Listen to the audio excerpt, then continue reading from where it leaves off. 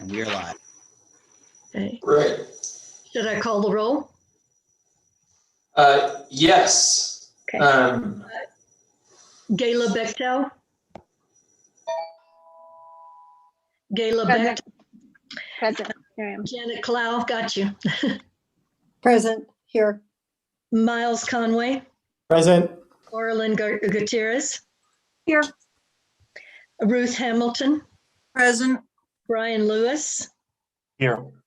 Isaac Pino. John Michael Salazar. Here. You have a quorum, Mr. Chair. Thank you. So CIAC, so we do not currently have a chair. So I'm going to act as that temporarily. But the first order of business is actually that we are going to elect a chairperson pro tem. So we'll be electing a chair temporary chair, just until we get our feet on the ground and actually get a full chair elected. For that, I've spoken with Brian Lewis. Brian Lewis is a returning CIAC member and has been a part of the CIAC for a little bit. So I've asked him if he'd be willing to take on the term of chair pro tem. So I think that how that works is I'm suggesting that, but a member of the CIAC would have to actually make that motion and second it, and then we'll vote on that. Move to approve Brian Lewis as chair pro tem. Second. All right, is there? So it's been moved by Matt O'Reilly, seconded by Gayla Bechtel. Now we can move on to a vote. Elizabeth, could you call the vote? Yes, Gayla Bechtel. Yes. Janet Clow. Yes. Miles Conway. Yes. Orlin Garcia, or I'm sorry, Gutierrez. I don't know why I want to Yeah, call I'm going Ortiz. I know it's tough. And yes. Ruth Hamilton. Yes. Brian Lewis. Yes. Matt O'Reilly. Yes. John Salazar. John Yes. Michael Salazar. The motion passes. Great, so I'll pass this over to now Chair Pro Tem Lewis. Sally, do you want to just highlight a little bit how some voting and motions kind of work? Hi, sure. I think I've met many, but not all of you. I'm Sally Paez. I'm an assistant city attorney, and I do represent the land use department.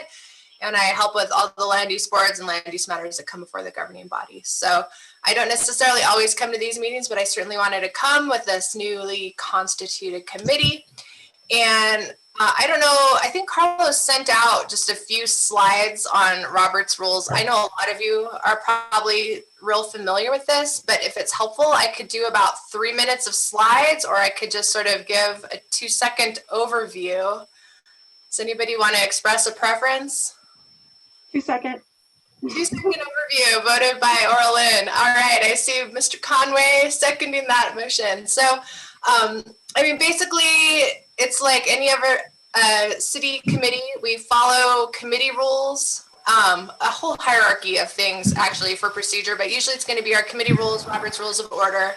So we work through the agenda, and the chair will basically call the items. We're lucky to have a stenographer assisting with this group, so she'll be calling the roll on items, on the votes. And so all action items, basically we will have the chair announce the item, and then if there's a staff presentation, we'll do a brief staff presentation. Often you'll be seeing requests from city staff for use of impact fee funds or reports from the staff liaison. Then there'll be a motion. Anybody can say, I move to, any member, usually not the chair, but any member can say, I move for this. It needs a second. The person seconding a motion doesn't necessarily have to agree with the motion. You can second something for the purpose of discussion. Then the motion can be discussed. And when there's no further discussion, we call for a roll call vote. We do need a majority of a quorum to pass a motion. A quorum is a majority of the membership. What do we have here, Carlos? 7 or 9? 7? No, 9. There's 9. One for each governing body member. Okay. 5 So we'll is need quorum. Yeah. 5 is a quorum. Elizabeth is also an expert on Robert's rules, so that's really good. And that's pretty much the basics. I'm happy to answer procedural questions. You're all welcome to raise a point of order if you're concerned that we're not following the agenda or something has been missed. There was some problem with a vote. Please feel free to call a point of order, bring it to the chair's attention. And if you have any questions, let me know. We can do more training in the future, but that's kind of the real basic nuts and bolts. And Thank you, Chair, I Sal. just wanted to note that Member Pino is here and present for the record. Thank you. I All right. saw him. Thank you for that. And thank you, Sally, for the quick rundown. And if anyone has questions, I'm sure you can ask that. I think the first item, now that I'm involved here, is the approval of the agenda. Is there a motion on the floor to approve the agenda as presented, or is there a recommended amendment? I move to approve the agenda. Thank you, Second. Kayla. Great. All in favor? Need a second, please? Oh, Need a Oh, I thought second. we had one. I second. Oh, I'm sorry. Michael. You. Okay. Thank you. All in favor? All votes. Aye. Oh, right. Aye. Ms. Lewis, all votes have to be roll call votes after the Attorney General's opinion, so they have to be roll My call. apologies. My I'm apologies. sorry. Gayla Bechtel, Yes. Janet Clow, Yes. Miles Conway, Yes. Orlin Gutierrez, Yes. Ruth Hamilton, Yes. Brian Lewis. Yes. Matt O'Reilly. You're muted, Matt. Orlin Guerrero Ortiz, and I vote yes. Oh, I've got Gutierrez. Okay. Guerror. ERORTIZ. It's a long one. Okay, I apologize. Isaac Pino. Here. You need to vote yes or no, Mr. Pino, on the Yes. agenda. Thank you. And John Michael Salazar. Yes. Motion passes. And if I may, I apologize for the interruption, but as Elizabeth was alluding, during our virtual meetings, since we're not able to conduct our open meetings in person, it is helpful if the person making a motion could say, Member Guerrero Ortiz moves, Member Bechtel seconds, and then we do have to do, unfortunately, roll call votes. I know it's a little bit cumbersome, but just to really make sure we're creating a good record. So that is our process, unfortunately, until we're back in City Hall when we can do voice votes on sort of more preliminary matters like approving the agenda. Right. Understood. Thank you. Item number 3 here is introductions. So of course, that seems like there's a lot of new members here for the CIAC. Carlos, is this you to do a quick rundown of this, or should we just go through each individual? I could bring this up real quick. I just want to point that in the packet are some of the new members' resumes that were passed on to the mayor in the governing body making those appointments. I thought it could be a little bit helpful prior to elections and things like that to have a brief introduction. Chair, I would leave it up to your discretion how you want to bring that up. I could see each member going through and briefly introducing themselves if helpful. Yeah, I think that would be helpful. Maybe we can just go through the list, everyone do a brief introduction so we can get to know each other, though virtually. And I'll just go through my list here and we can just go in that order. So first on my list is Gayla Bechtel.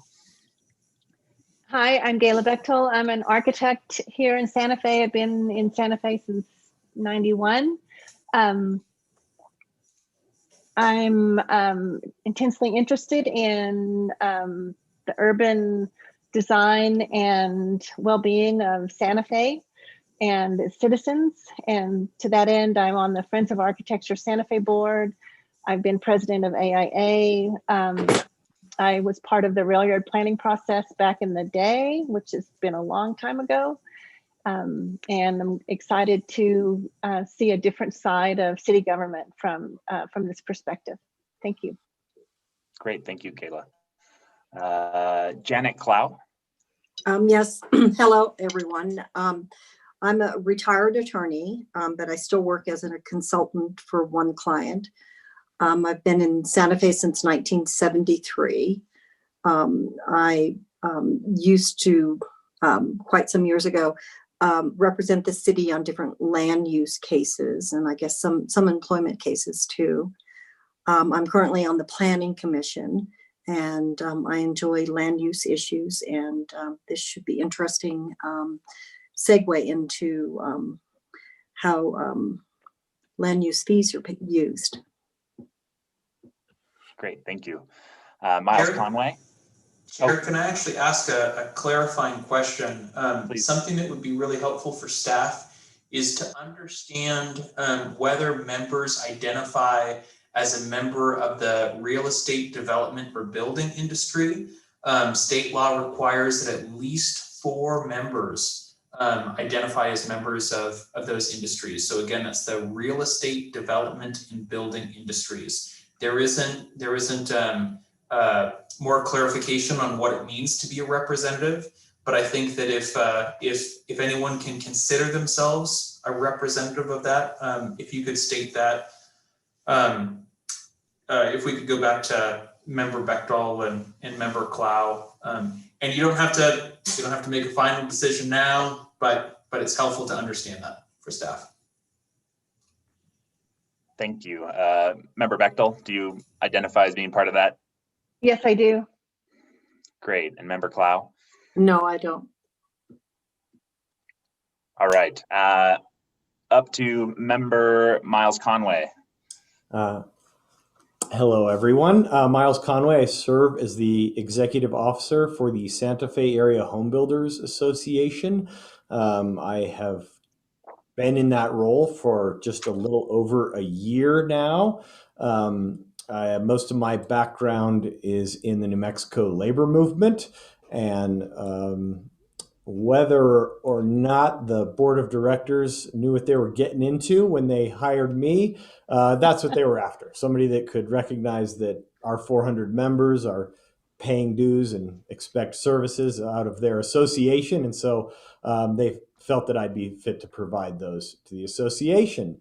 I love working with the builders of Santa Fe. The local talent you have here is spectacular, and all of our members, I certainly have a keen interest in how our community grows. I think that I'm a product of the American West. I grew up in Colorado, so I've seen small communities, harmed by really, just wrong thinking on how a community should grow. So I'm really honored to be part of this. I think that we can, in our role as committee members, can really make some great impact in this very pivotal moment about how our Santa Fe community will grow, as we are in a moment of, while it may not be population growth, certainly we're expanding in a number of ways. And so I think we, on this commission, we get an opportunity to really help facilitate that. So thank you, and good to see everybody. And I'm so impressed by everybody's resumes. I would like to see everyone else's resumes, because I think I only have the new folks. Is that correct, Mr. Gomorrah? There are, I believe there's almost everybody that's new. I believe we have almost all of those resumes. There could be some missing there.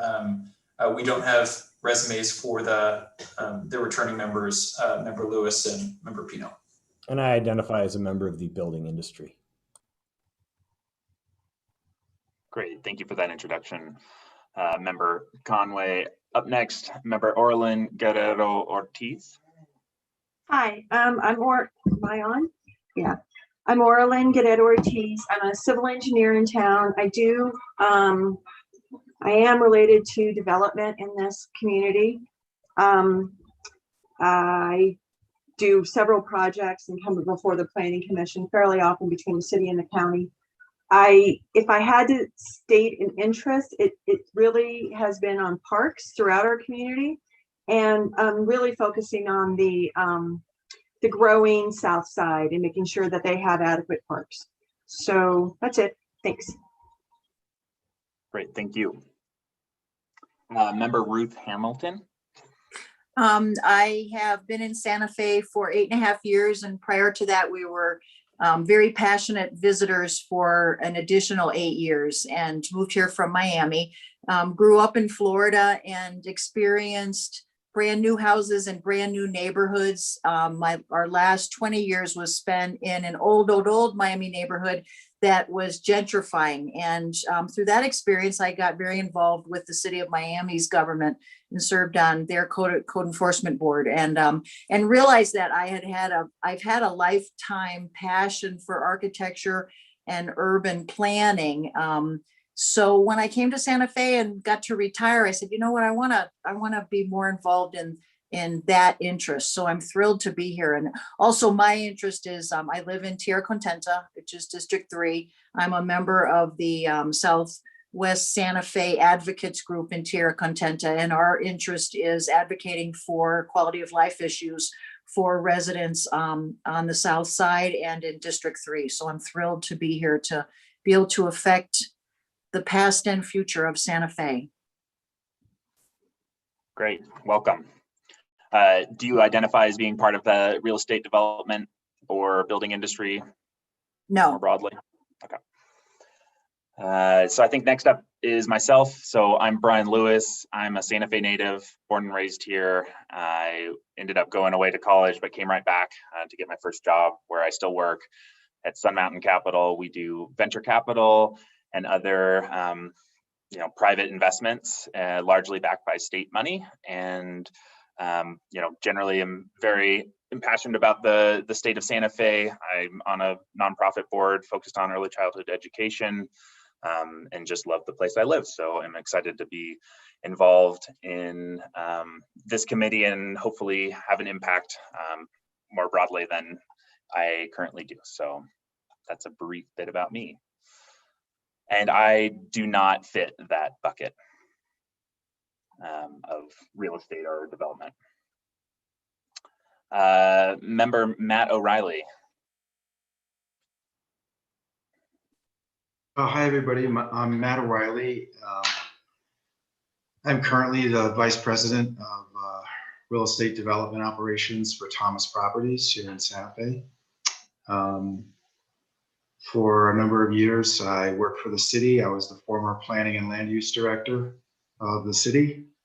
I was also the first Asset Development Director of the city. I was the Chairman of the Planning Commission for a period of time, along with John Michael, and sat on lots of other committees that are too long and boring to name for the city and the county over the years, and serve on the boards of different nonprofits. Glad to hear that Ruth lives in Tierra Contenta. 30 years ago, I was one of the designers of Tierra Contenta and built the first half of Tierra Contenta through my consulting firm, Gonzalez O'Reilly and Associates, and lived in Tierra Contenta in a house actually right next to where we had our construction trailer back in the early 90s until very recently.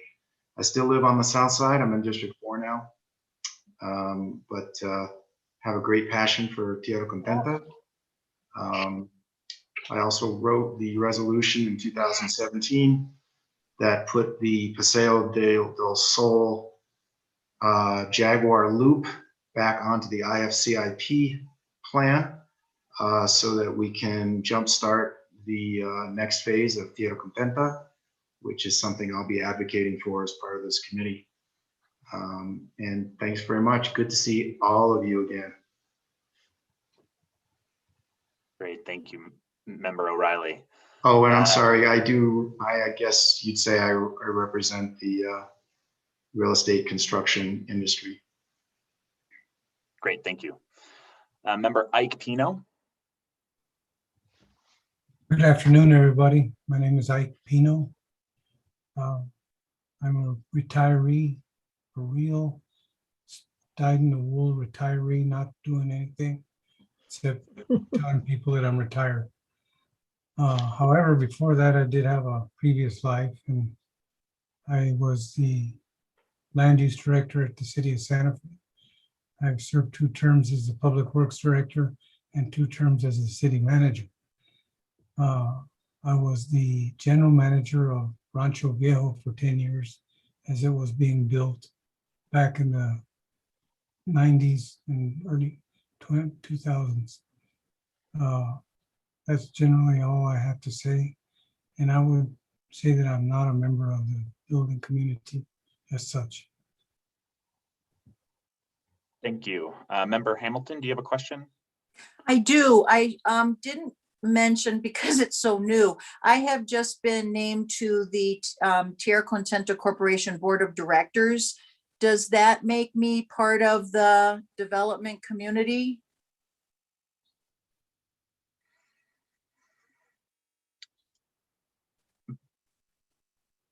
Mr. Gamora, did you want to answer that or repeat what your, I don't have the exact wording of the criterion here.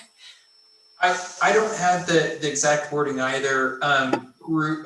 Member Hamilton, we could talk about that in the future, and I think figure out, you know, to what degree would you say you're actually representing the building and construction industries, and to what degree you're kind of, you know, volunteering as help. I think there's flexibility there, so I think it kind of comes down to whether you consider it that, but we could talk about that in the future. Okay. Just wanted to be transparent. Thank you. Yeah, thank you for doing that. Last but not least, member John Michael Salazar.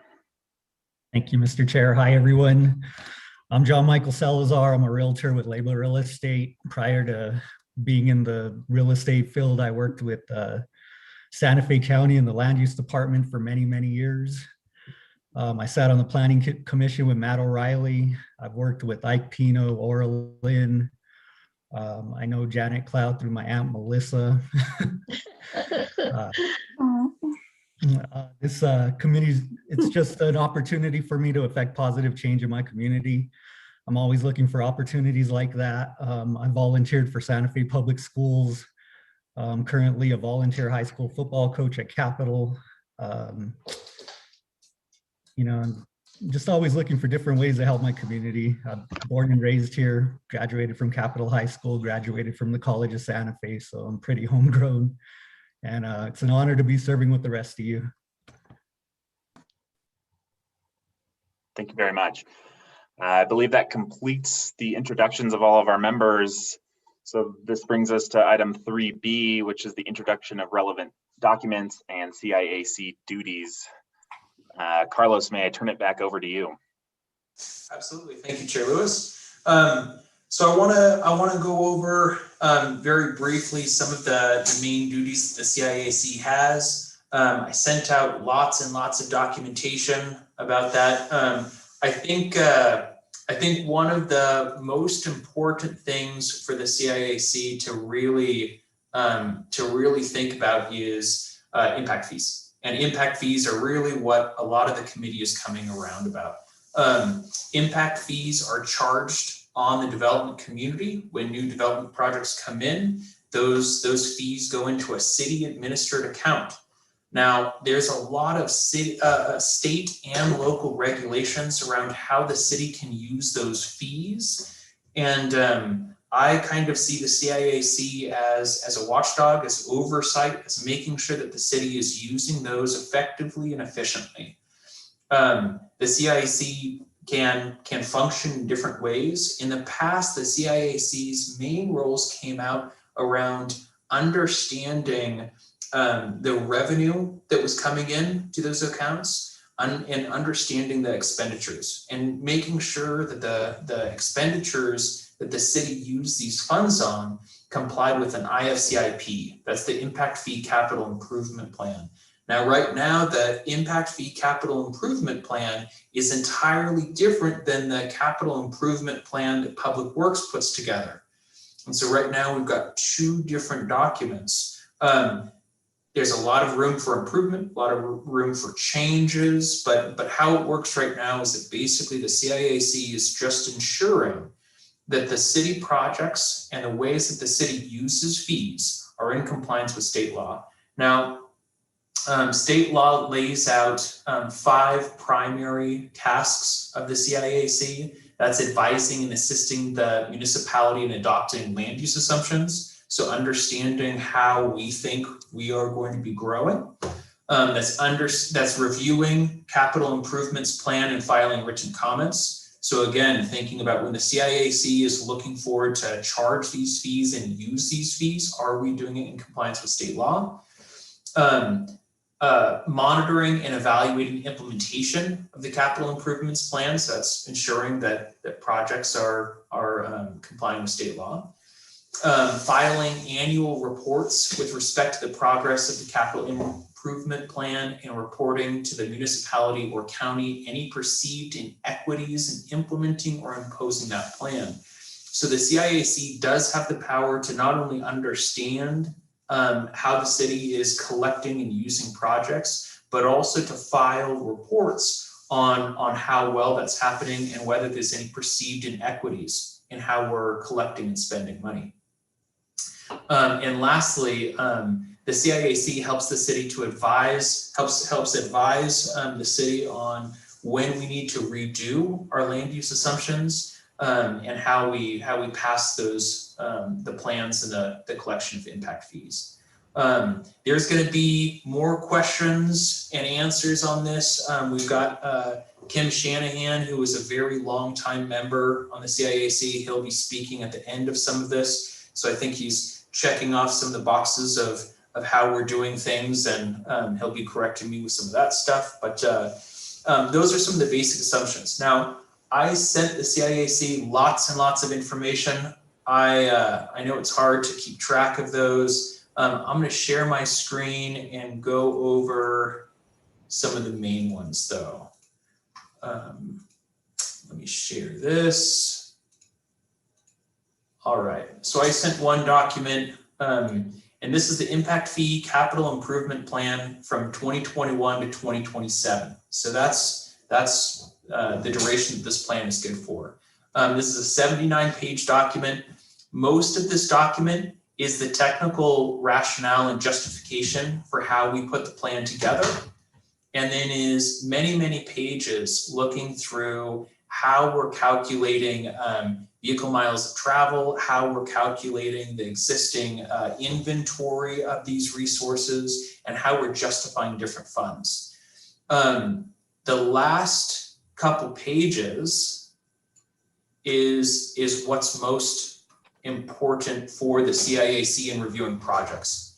And when the CIAC is reviewing projects, what we really need to do is make sure that the projects that are being asked, that money is being asked for, are listed as eligible projects in this appendix. So we've got table 80 is the major road improvements. So want to make sure that any use of road impact fees is an eligible project in this table.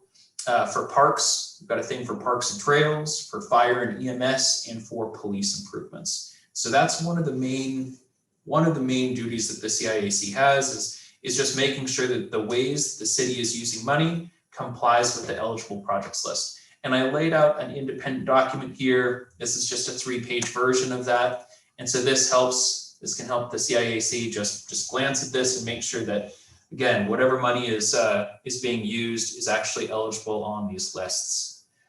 I think that does it for me for a basic introduction. I'm open to any questions.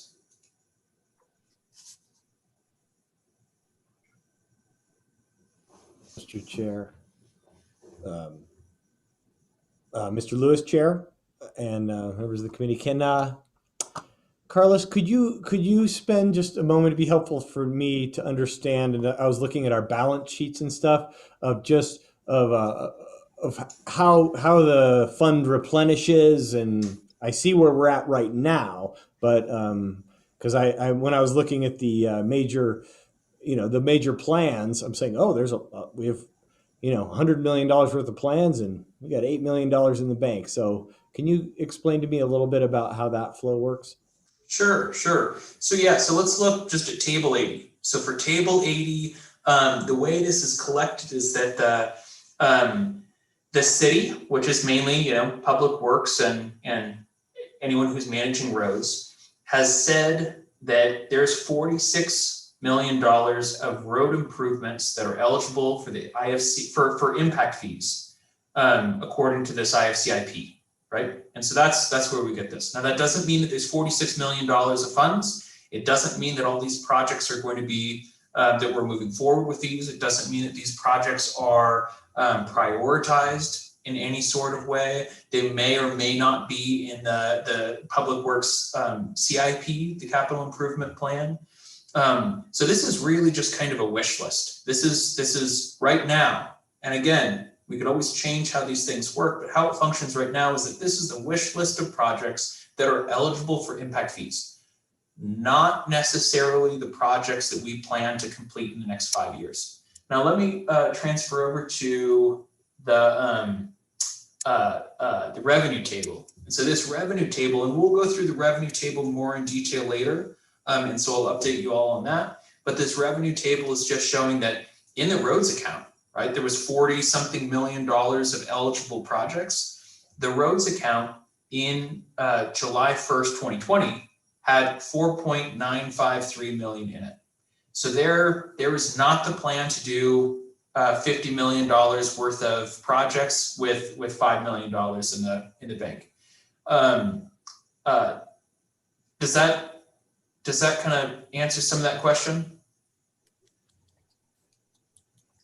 Yeah, this is the sheet I was wondering about. I mean, I'm seeing how the fund replenishes, and now I'm seeing the year to date down here in the fiscal year 2021 of how much money is coming into the fund every year is what I was really curious about.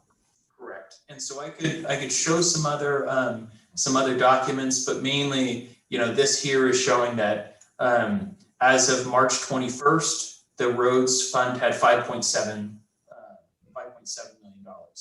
And there's a historic document over here. And so this is looking at 2019, 2020. And so this gives you kind of a better understanding of, taking roads again, for example, the first quarter, the roads account got $78,000. The second quarter, $515,000. The third quarter, $582,000. The fourth quarter, $200,000. And so that's, every building permit that's coming in is paying impact fees. Those impact fees go into this account right here, or this account, or this account, or this account. Each of the 4 individual accounts, we are not allowed to commingle those accounts, but those come into those accounts, and then the city will also withdraw money for this out of those accounts into specific projects. Thank you. Member Hamilton, I believe you have a question. Where would I find this document? Is it on the city's website? Member Hamilton, I believe it is on the city's website. I can't tell you exactly where. I also emailed the board a lot of the documents that are in here, and I think it might also be in the packet. The 80-page document? I believe so. Okay, let me look. Okay. Okay, thank you. Yeah. I didn't spot that one either. So Mm-hmm. that's a terrific document for us to have if we don't. Yeah. know. Member Bechtel, do you have a question? Yes, I have a question for Carlos. When I read the duties and responsibilities underneath the, I guess it was just a something you sent us, which I assume is the what the resolution was when this committee was formed in 1995. There are 5 different duties, but it seems that we're mostly talking about just one of our duties, which is to monitor and evaluate implementation of the CIP. Is that correct? Or, I mean, I guess I'm wondering what, I don't hear talk of the other duties and responsibilities. Member Bechtel, I think that's a great point. The different duties are brought up at different times. And the CIAC can certainly request that the city, bring up other issues. The CIAC can certainly push or suggest to the city to address these issues. Generally, the day-to-day for the CIAC is just evaluating requests for projects, reviewing revenue, and making sure that everything is complying with state law. In a more broad sense, there are different duties that are taken on. So member or Chair Lewis and member Pino were involved in the update of the IFCIP last fall. And so that update involved advising and assisting the municipality around land use assumptions, reviewed the capital improvements plan and filed written comments, and kind of took on some of those other duties there. And so different duties come in at different times. Thank you. Does that answer that question? Yes, thank you. Great. And board members, in regards to IFCIP, so that document was emailed. It wasn't included in the packet. If you look into some of the emails I sent with different documents, you should find a whole collection of files, and one of those should be that document. If that wasn't in there, then that was an oversight on my part, and I could always send that after the meeting. Carlos, I believe it was in your Monday, April 19th email. So if folks are looking for that. Thank you, Chair Lewis. And I apologize for interrupting. I don't have a virtual hand because I've got host power on the Zoom. I just wanted to add that the question spurred me to look at the land use website, and I did notice that it needs to be updated with the new plan posted and the new committee members posted. So I'm going to follow up on that issue. And it's a little hard, and we're also redoing our whole city website right now. So hopefully we can keep this information in a good place, but there's a departments tab. You can go to land use and then long range planning. And then there's a CIAC section in there. And so that'll be hopefully the place where this will also be housed once we update it. Thank you so much. Member Conway, did you have another question? Sorry, I thought you might have raised your hand. When do we file that report? Item 4 on our duty list. Member Conway, I think that's a great question. So, as you're pointing out, the CIAC is supposed to file annual reports around the collection and use of impact fees and the perceived inequities in implementing and imposing fees. I believe the last plan was filed in 2016, around 2015 information. I could be off by a year or so on that. The finance department would prefer the CIAC to ask for fiscal year, annual year. In the past, it's been by calendar year. However, the CIAC would like to do that. It hasn't been done in multiple years. Okay.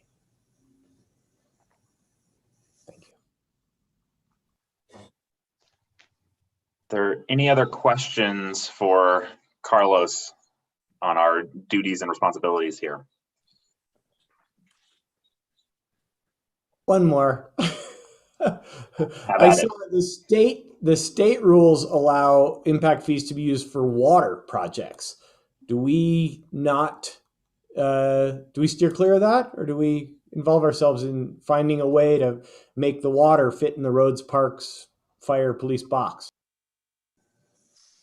Chair Lewis and Member Conway, so we do collect different kinds of water utility impact fees, but those fees are not collected through the IFCIP.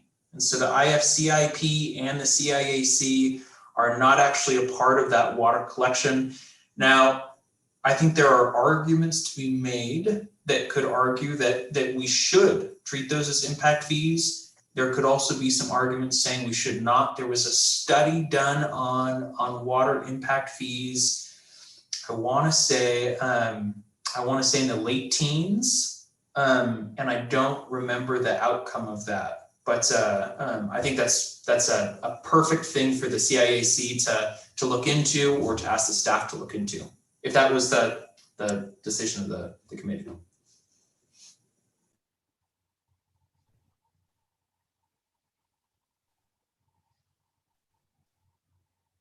Great. Thank you for those questions. If there are no further questions, I think we can move on to item number 4, which is the approval of the meeting minutes from January 26th, 2021. Is there a motion to approve these minutes? Miles moves to approve those minutes. Thank you, Member Conway. Is there a second?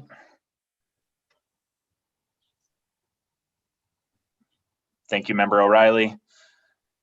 Elizabeth, I will turn it over to you this time. Thank you. Gayla Bechtel? Gayla? Yes, sorry. Janet Clow? That's okay. Janet I'm abstaining because I wasn't at that meeting.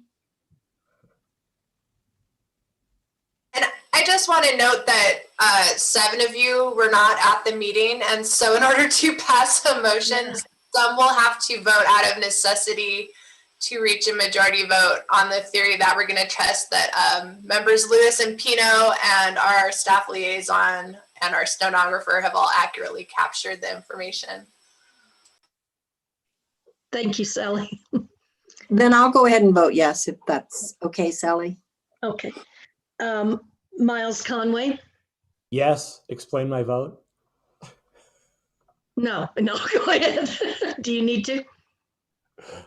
I know Kim Shanahan and I read the minutes and I'm like, oh yeah, that's accurate. Looks feisty. Thank you very much. Orlin Guerrero Ortiz? Yes. Ruth Hamilton? Yes. Brian Lewis? Yes. Matt O'Reilly? Yes. Ike Pino? Yes. John Michael Salazar? Yes. Motion passes. All right, thank you, everyone. On to item number 5, which is elections, everyone's favorite part. No campaigns were run this time, I don't believe. But item A is election of chairperson. Carlos, I don't know if you have a recommendation for how to go about this, given we probably are just, a lot of us are just getting to know each other, or there's a good way to proceed here. Or Carlos or Chair, I can tell you how we've done it also. Thank you. Chair Lewis, I was going to defer to a staff member, Noah Burke or Sally Pius. Okay, so the way that this works best in this virtual setting is that we have a nomination for a chairperson. You can nominate yourself or you can nominate another, and then there would be a second. And then if that person can accept or reject the nomination, and then there would be a roll call. And there can be more than one person. We'd go through each role. There'd be a chair, a vice chair, and a secretary. We'd go through a roll call for each of them and state who you're voting for if there's 2 people running for chair. No hard feelings here. This is just part of the business. And that's the best way, so that it goes on the record. It's open. Everybody knows how that's been voted. And the votes can be tallied, and Elizabeth will announce who's been elected chair. And Noah, if you don't mind me adding, usually ask who would like to be chair. That's correct. Before they nominate, yeah. Yeah, so the best way to do this would be first for you, Chair Lewis, to go ahead and say that we're accepting nominations for a chair. And then we'd go through, and once the chair is picked, we'd do nominations for a vice chair, and then nominations for a secretary. Right. Understood. I think that makes sense. Is there anyone who is itching to be the chairperson? Let's start with that one.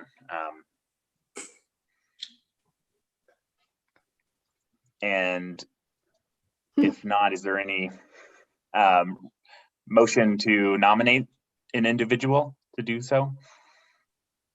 Chair Lewis, would you mind continuing on as chair? I am happy to do it. Then Member Salazar nominates Brian Lewis to be chair of the Capital Improvements Advisory Committee. Great. Looks like Matt And- O'Reilly seconded. Second. Are there any other nominations before we get to this intense election? All right, fine. Just being tongue in cheek. Take it away, Elizabeth. Kayla Bechtel, Yes, yes. Brian. Janet Clow, Yes. Miles Conway, Yes. Orlin Guerrero Ortiz, Yes. Ruth Hamilton, Yes. Brian Lewis, Yes. Matt O'Reilly, Yes. Ike Pino, Yes. John Michael Salazar. Yes. Brian Lewis has been elected chair. Great. Item B here, election of a vice chairperson. Anyone interested in being the vice chair? And is there a specific duty here, Carlos, other than filling in if the chairperson is not available, that we need to be aware of? Chair Lewis, that's as much as I understand it. I defer if staff member Burke or staff member Paez had any additional responsibilities. Nope, I think it's pretty simplistic there, you know, it's Okay. filling here and there. Low stakes. Chair Lewis. Having worked with Member O'Reilly on the Planning Commission and his, you know, all the experience he has on the various committees that he's been on, I'd like to nominate him if he would be willing to accept the nomination for vice chair. I'll second that. That's Orlin. And do you accept, Mr. O'Reilly? Sure, be glad to. Great. Okay. Gayla Bechtel, Yes. Janet Clow, Yes. Miles Conway, Yes. Orlin Guerrero Ortiz, Yes. Ruth Hamilton, Yes. Brian Lewis, Yes. Matt O'Reilly, Yes. Ike Pino, Yes. John Michael Salazar. Yes. Mr. O'Reilly has been elected vice chair. Awesome. And Chair Lewis, I do want to point out, if anybody wanted to prevent that from moving forward and wanted to nominate a second person, you could also call a point of order, and we could try to go back and do that. So there are ways to go back on a vote like that. There's ways to stop a vote or interrupt a vote like that. And so I think members should feel free to get into that if you need to. Thank you. Final item here is election of a secretary. Again, maybe this is for Burke or Paez or Gamora on any role there that's different. Thank you, Chair. Yeah, so the secretary will be responsible for keeping track of the votes, who votes how, who makes the motion, who seconds right away, because we do have to enter that into PrimeGov right after the meeting in lieu of having the minutes. But I think actually Elizabeth is actually probably pretty good at entering all of that right away. I think she's Yes, Mr. Burke, I'll be entering that after the meeting. okay, great. Motions and the votes. So. Great. And then also just the responsibility really lies on reading the minutes, making sure that the minutes look correct, and bringing to the attention of the committee members and of staff if there's any changes to the minutes from previous meetings. Okay, thank you. Orlin? Hi. So after seeing several meetings over the years, I would highly recommend Janet Clow to fill that position because she's really good about reading the minutes and finding things that were left out. And I'm hoping she'll accept. I second the nomination if she accepts. Reluctantly, I'll do it. Thank you. Thank you, Member Clow. Are there any other nominations, or should we move to a vote? Elizabeth, let's do the vote. Okay, Gayla Bechtel, Yes. Janet Clow, Yes. Miles Conway, Yes. Orlin Guerrero Ortiz, Yes. Ruth Hamilton, Yes. Brian Lewis, Yes. Matt O'Reilly, Yes. Ike Pino, Yes. John Michael Salazar. Yes. Ms. Clow is elected secretary. And Mr. Lewis, if I may just say, so everyone's aware, these are not verbatim minutes. Understood. Committee meetings aren't verbatim minutes. Okay. Understood. Okay. But the recordings do stay up for a while. Is that correct? Yes, they're on YouTube, and I also record the meeting. So. Got it. All right. Thank you, everyone, for that. Let's move on to the action items, kind of the meat and potatoes of the meeting. And I'll turn it over to Carlos again to talk us through the first one here for $22,500 of Parks and Trails impact fees for an engineering study at the Cottonwood Village Mobile Home Park and Camino Real Academy Connector Trail. Thank you, Chair Lewis. So CIAC members, so this is a request for, as the chair said, an engineering study. Engineering on eligible projects is an eligible use of those fees. The CIAC's job, again, in these kind of requests is to make sure that the use of money is complying with state funds or complying with state and local regulations. So again, making sure that basically it's making sure that these funds are on the eligible projects list. Besides that, there's a varying degree of detail that could be gotten into, but typically is not. If there's nothing about that, I guess I'll pass it over to Zoe Isaacson, who's actually presenting the project. Good afternoon, everybody. I'm here to request $22,500. That is a not to exceed amount for the engineering study of a connector trail that would connect students living in the Cottonwood Village Mobile Home Park to the El Camino Real Academy via the river trail. We are looking at 2 pedestrian access locations for use of the river trail. So basically this engineering study is just to look at the existing site conditions, give us, an expected cost for any type of land acquisition that may be necessary, and to really help inform our future decisions when it comes to design and construction of this trail connector. And I stand for any questions. Member Guerrero Ortiz. Thank you. So I know that's in segment 3 of the Santa Fe County River Greenway study. And I'm curious if you have been coordinating with Santa Fe County, because I think they're starting their acquisition of land in that segment.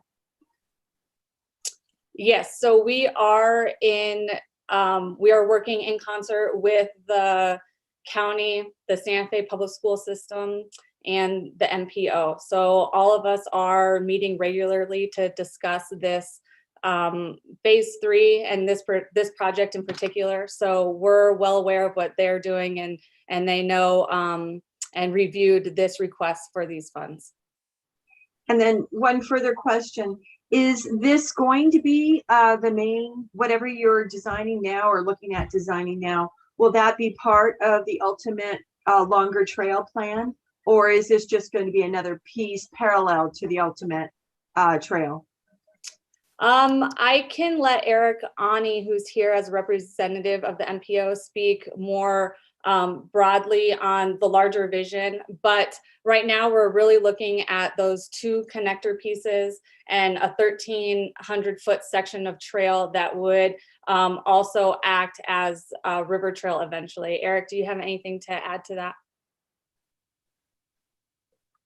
Members of the committee, this is Eric Ani with the Santa Fe MPO. The short answer is yes, and we're excited that it is following the spirit of the original design, and as it should. Thank you. Are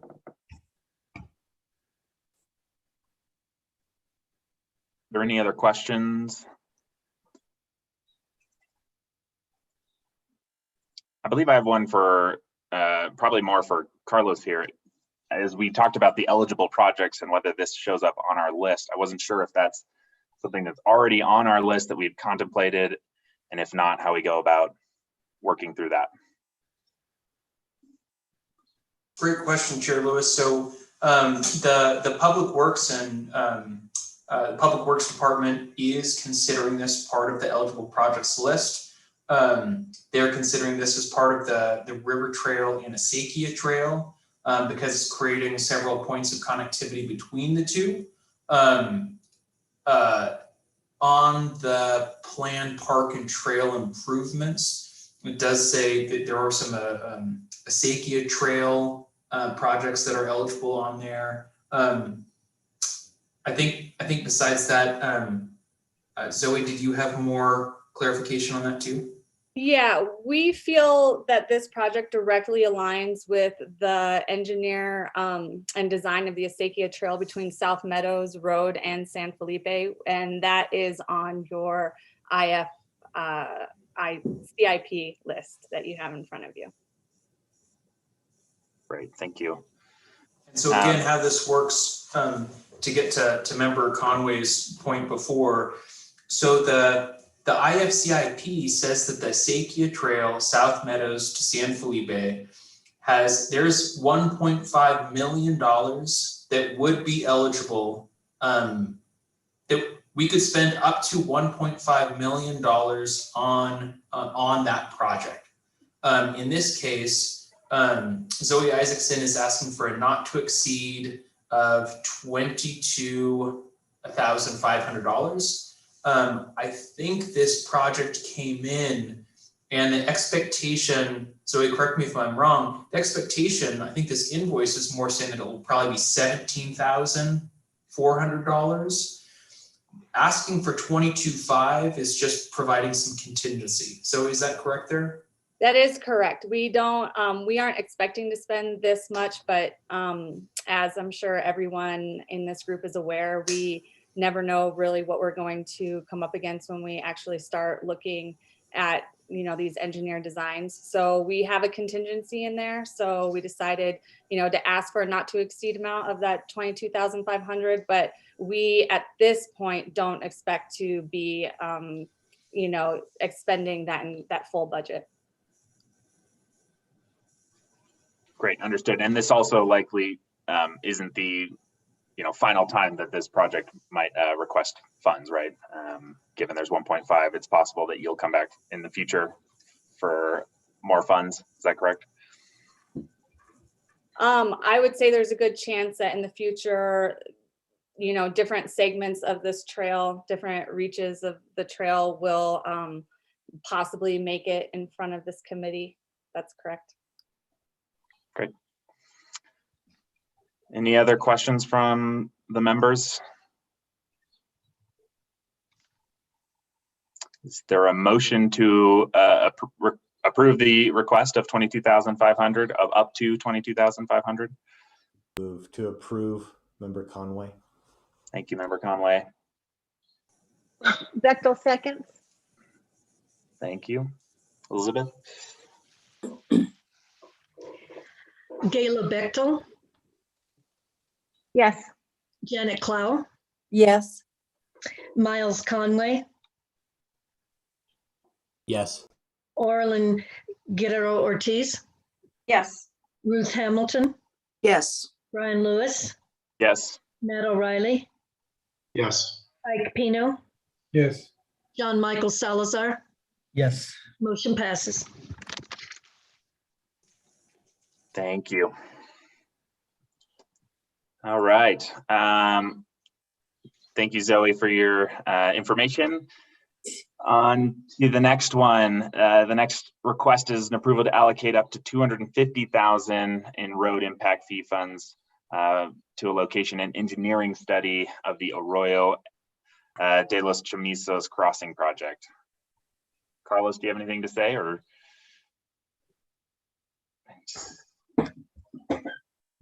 Can't hear you, Carlos. Can you hear me now? Yes. Yeah. Okay. I will defer to Romello Glorioso Mas.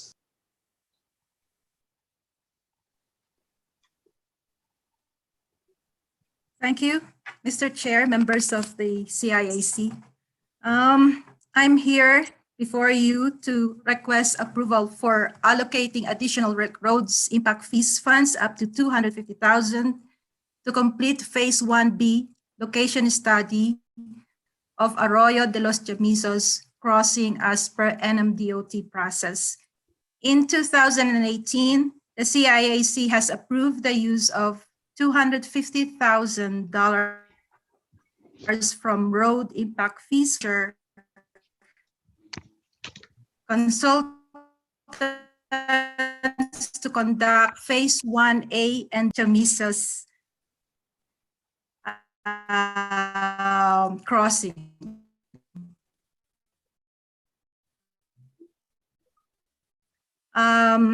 This is based on the resolution 20. Point of order, Mr. Chair. Yeah. Consult. One moment, Romella. Mr. Chair, may we request Ms. Gloriosa Mas turns off her video so perhaps her internet becomes more stable and we can hear her? Yes, I will. Thank you, Member Conway.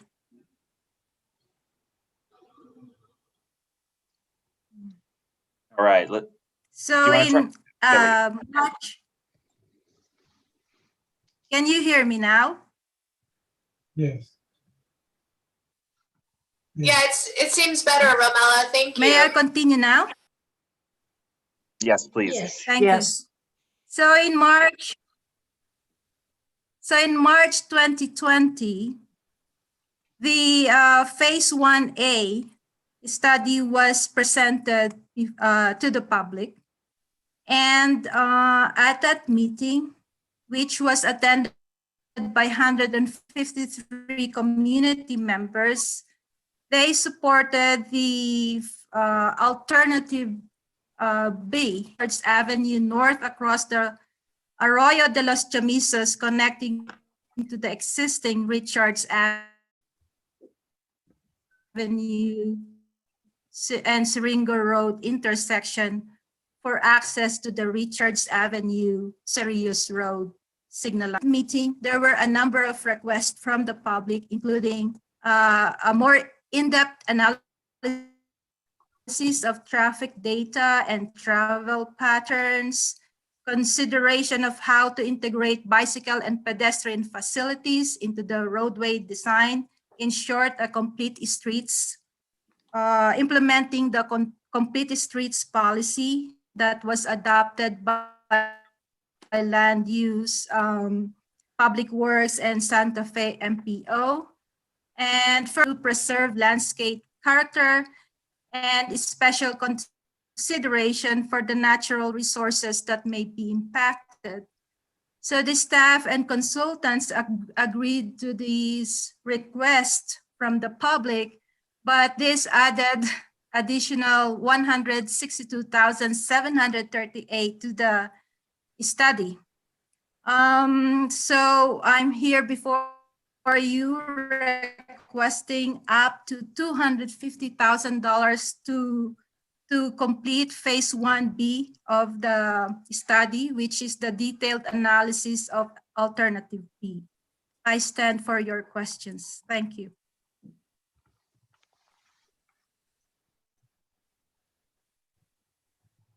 Thank you for that. I think everyone probably caught her presentation. I hope so. Are there any questions? Member O'Reilly. Thank you, Mr. Chair. Just a couple questions.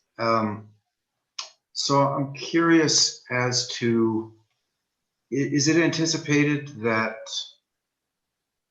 the city will be using state or federal funds eventually to build this connector? Chair Lewis, Member O'Reilly, the Public Works, Roadway, and Trails have already applied for funding to do the preliminary design through construction. We applied for funding for $5 million through two sources. First is the STBG, or the Surface Transportation Block Grant. And the second one was it's through the Office of Congresswoman Teresa Ledger Fernandez. And it's being considered for transportation infrastructure funding. And the result, we will know the result of these funding applications in June, May or June, late May or June of this year. Okay, thank you. I was just curious as to why we were following the NMDOT's process for this, if it was going to be mainly funded with city impact fees. But perhaps that's an internal policy of the Public Works Department. Chair Lewis, Member O'Reilly,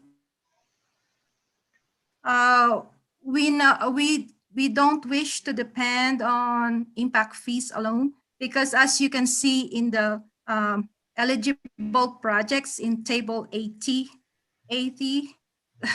the funding that we need is $46 million. If we want to implement all those projects that is prioritized by CIAC, we need to have 46. Currently, we only have $5 million in roadways, impact fees funds, and last year, we need to borrow about $1 million we have already spent, or we need to borrow. And this request, and there are other projects that we need to use the impact fees.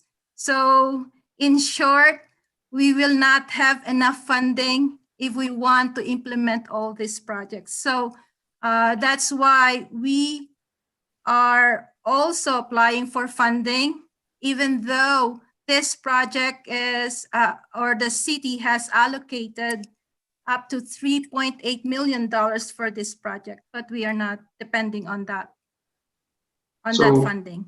So thank you. So Mr. Chair, my follow-up question is, we often put projects onto the IFCIP plan, roads, and particularly with regard to roadways, we put roads and intersections.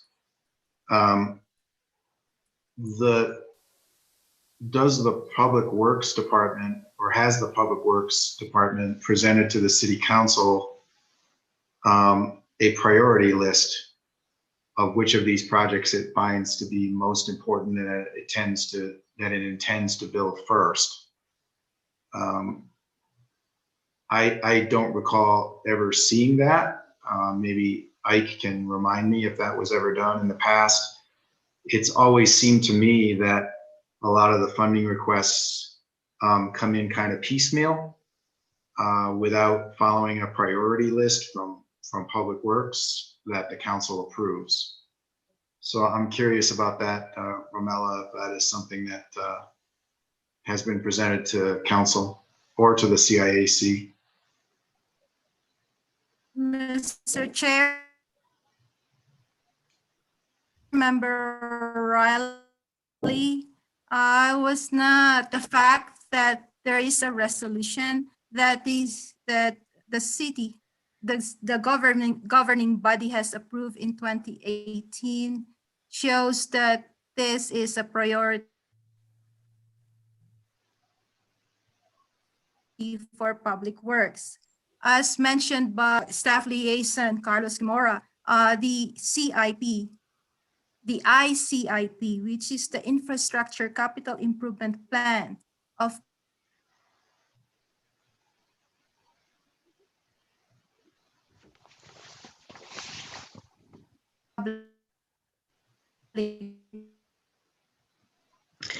Ramella, I think we're not hearing much of Yeah. what you're saying. And the IFCI really match. There's a, oh, I'm sorry, my internet is so unstable. Can you hear me now? Now I can. Yes. Okay. Okay. I moved my laptop nearer to my face. So the fact that there was a resolution that was approved by the governing body in 2018 proves that this is a priority for public works. Secondly, I think Staff Liaison Carlos Gemora mentioned earlier that the ICIP of Public Works does not really match the IFCIP. But I remember that Arroyo Chamisos is also in the ICIP of Public Works. This ICIP means Infrastructure Capital Improvement Plan. So with this project, the ICIP of Public Works and IFCIP list match. Okay, my comment about that is doesn't really answer my question, and I don't expect you to be able to necessarily answer it, Ramella. Every resolution that the city passes to add a project to table 80 of the IFCIP always has in it boilerplate language that says how important that particular project is to add to the IFCIP plan. That doesn't necessarily rank those projects or give us an idea of what Public Works wants to build and when. So I think that would help this committee moving forward, rather than us seeing things come in piece by piece, which of course I understand that they have to do. But if we could compare that to what Public Works' intentions is in terms of how they want to prioritize all of those projects, I think that would be helpful for us to understand. This committee may have a different opinion about which projects are more important to expend impact fees on. And so I'd like to see that. And finally, my last comment is, in reading over the packet information for this, I understand why there was a need for additional funding. I'm wondering if part of the scope of work of the consultant is looking at the various alignments of the Richards Avenue connection with regard to the remaining property in that area on the Fish and Game property that can be used for future development, in particular for affordable housing. Having looked at this myself a few years ago, there are certain alignments that would leave more developable land available, again, particularly for affordable housing, that depend on different types of road alignments. So I'm wondering if that is something that the consultant is looking at, or are they just looking at this for the perspective of what makes the simplest and easiest road connection? Chair Lewis, Member O'Reilly, I will address your earlier question because there are two questions. With regards to the priority list of Public Works,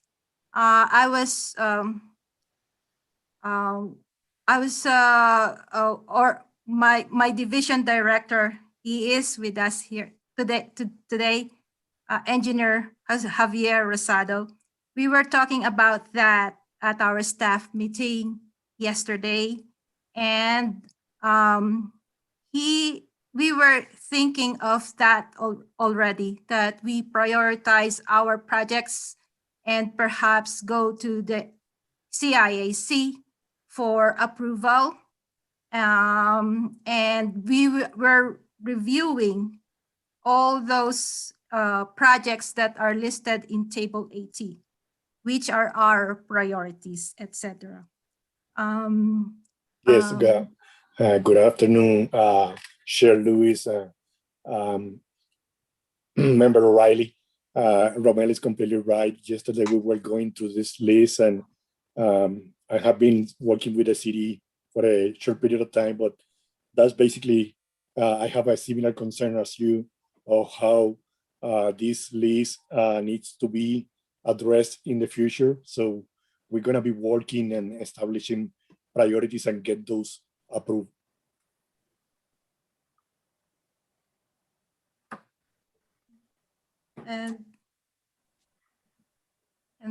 Thank you. And the second question is that the phase 1A, which is the study of alternatives.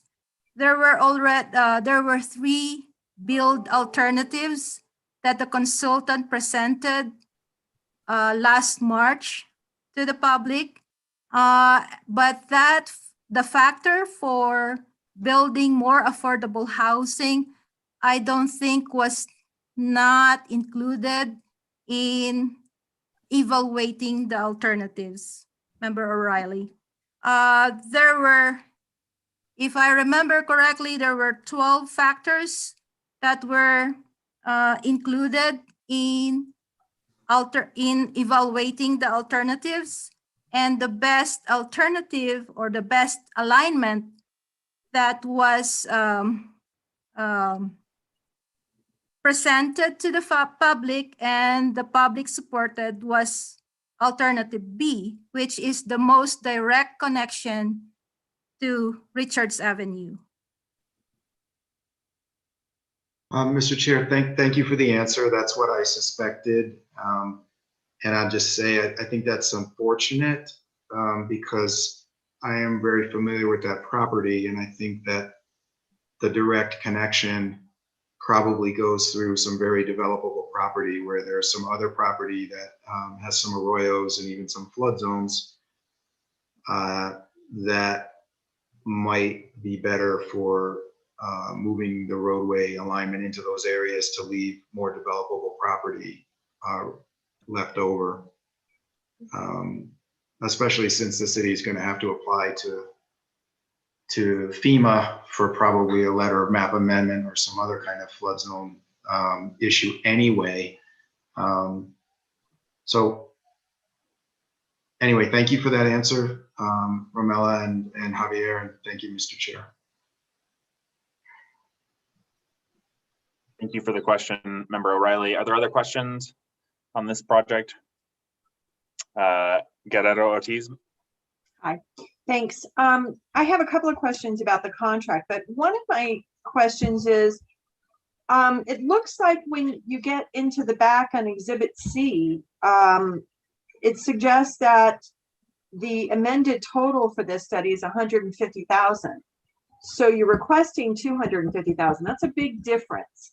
I assume some of that's for contingency, but 100,000 or, 2/3 of the budget really for a contingency seems a little high to me. So can you explain why that's true? Chair Lewis, Member Guerrero Ortiz. Yes, it's correct. The request is about 163,000, including 8.5% NMGRT. We are requesting more than that because the request did not include a face-to-face public engagement meeting. It's only Zoom meeting. And because this is a very, I don't want to say very controversial project, and we really like to get the public involved. So we don't know what will happen by the end of the year if we could do a face-to-face public meeting. So that's why we are asking for more than what the request of the consultant or the fee proposal of the consultant. And anyway, if we don't need that money, we can leave that money in the project, because this is not the end of this study. We're moving forward with the preliminary study or preliminary engineering in early next year. Okay, well, I agree. I think this is a very controversial project, and I think it would be best to have in-person meetings with the public. But if the money isn't used for what's being approved today, so if you only use 175,000 or something, will it return to the impact fee fund, or is it something that will be held by the Public Works to be again applied to future phases? Because I think what this group is approving right now is your 1B. And so I'm not sure if it's appropriate for you to be holding the money back for something future. Carlos. Thank you, Chair Lewis. Member Guerrero-Ortiz, so the CIAC approval for the 250,000 doesn't take that 250,000 out of the impact fee account. What happens is that the CIAC is simply approving up to 250,000 to be used on 1B. The Public Works Department would then have to show a contract. So if the contract right now is, for 150, they could only pull out 150. If that contract changes in 6 months, or after they go through the finance department and governing body, et cetera, if that balloons to 240,000, 250,000, it could still move forward, doesn't have to come back to the CIAC. If that ballooned up to 260, they would have to come back to the CIAC to amend that request.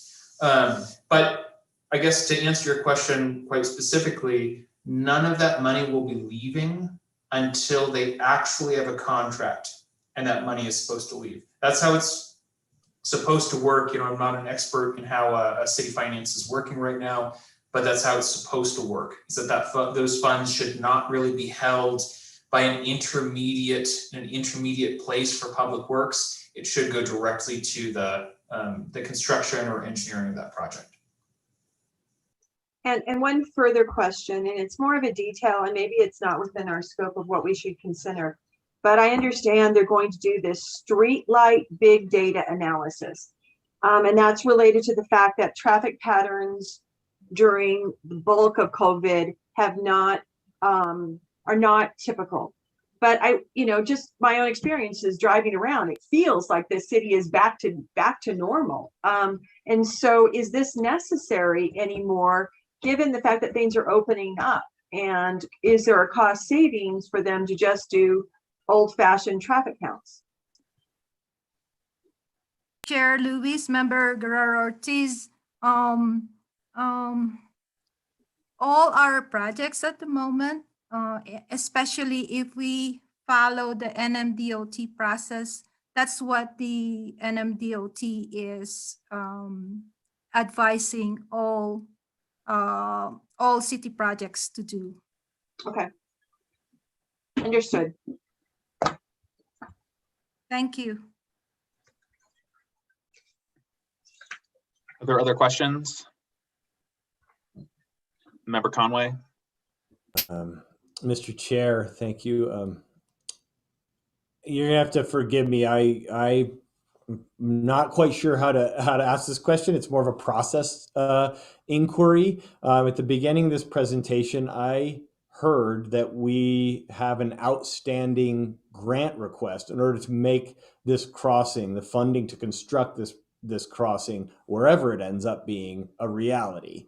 And I also heard that we don't quite know if this project is one of the top priorities of Public Works. And so I'm not getting to my question, but I guess it's, do we risk as a committee approving, recommending approval of this spending, doing the whole public engagement process, and then perhaps it's years before the funding exists to actually get shovel ready for the project, at which point we have to do another public engagement process to study where the best crossing is. That's kind of my roundabout question, is this premature, given some of the funding sources that are just on the horizon, like in the summer.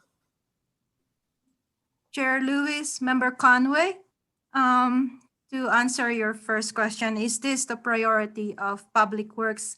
As I mentioned earlier, the Public Works has an ICIP, which is the Infrastructure Capital Improvement Plan, and this is a priority in that ICIP, as well as IFCIP.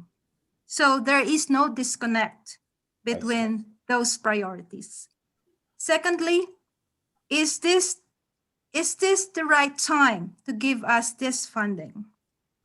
I'll say yes, because this is phase 1 of the study. We are just studying the alignments. Phase 1A is already finished, which is the consultant presented to the public 3 alignments, and the public supported further study of the alternative B or alignment B. So this is phase 1B. After phase 1B is finished, then we'll move to phase 1C, which is environmental documentation, and then phase 1D, which is the preliminary study, preliminary engineering. The engineering plan from preliminary engineering to final design may take up to 2 or 3 years, actually. So we have to deal with right-of-way acquisition, environmental certification. There are 5 certifications that we need to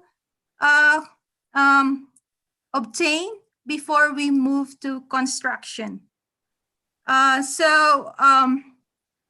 We have a very good,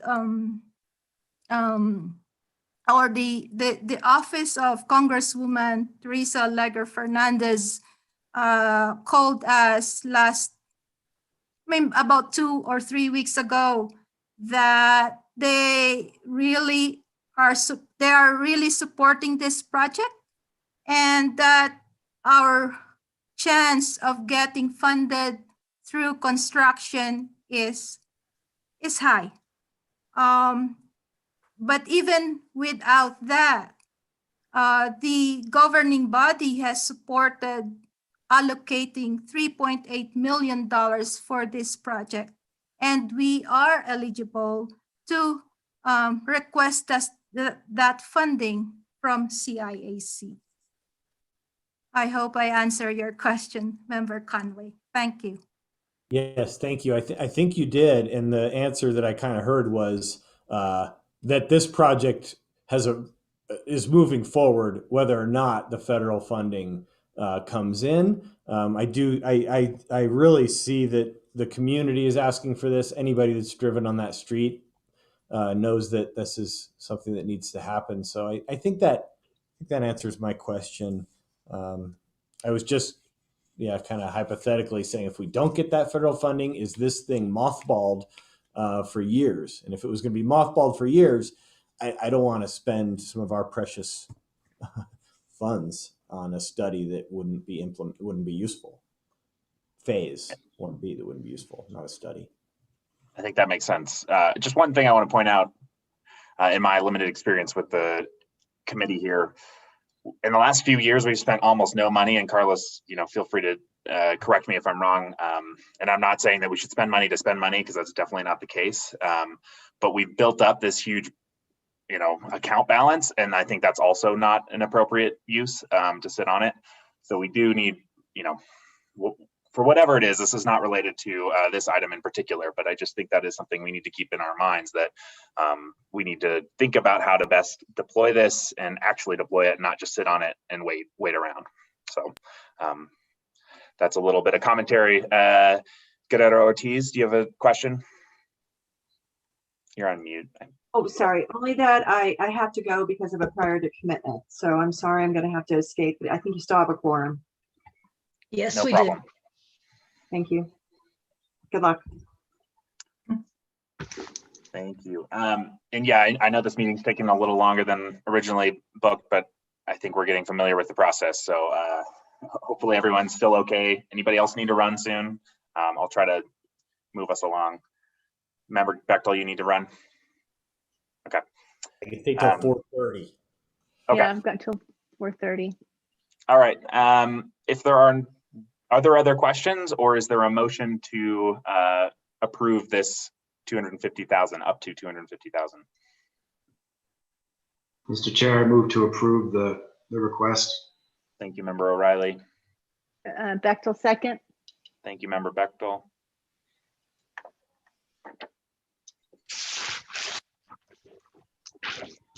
For the roll call vote, Gayla Bechtel, Yes.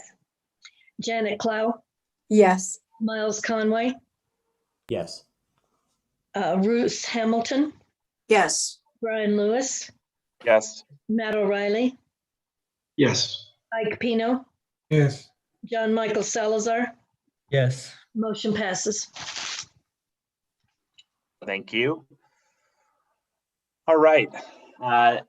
Next one here is to allocate up to 650,000 of road impact fees funds for road and landscaping improvements as part of the Guadalupe Street reconstruction project. Carlos, do you have anything to say, or should we go back to Romella? Go to Romella. Thank you, Chair. Thank you, Mr. Chair, members of the CIAC. So this is for the design plan for Guadalupe Street reconstruction project. We are approaching completion. The 90% design plan was reviewed by NMDOT in January 2021. And we're moving on to PS&E, or the final design. And it is scheduled for review in June. But when the staff and the consultant were discussing moving forward to final design, the consultants brought up the landscaping, the street landscaping, which is an important element of complete streets policy. However, we cannot move forward with the design and construction or implementation of street landscaping because NMDOT does not provide funding for such activity. This project was funded by NMDOT for $7.6 million from design through ROW acquisition to construction. And so staff thought that we could ask for funding for the street landscaping from CIAC because this is an eligible project under Table 80 of IFCIP, and also it's in the ICIP of Public Works. And it's high priority for Public Works to construct this road. And as a matter of fact, last month, when I went before the governing body to request extending the cooperative agreement, Councilor Rivera told me that, please, no more extensions. He wants to see this road constructed. So I stand for question.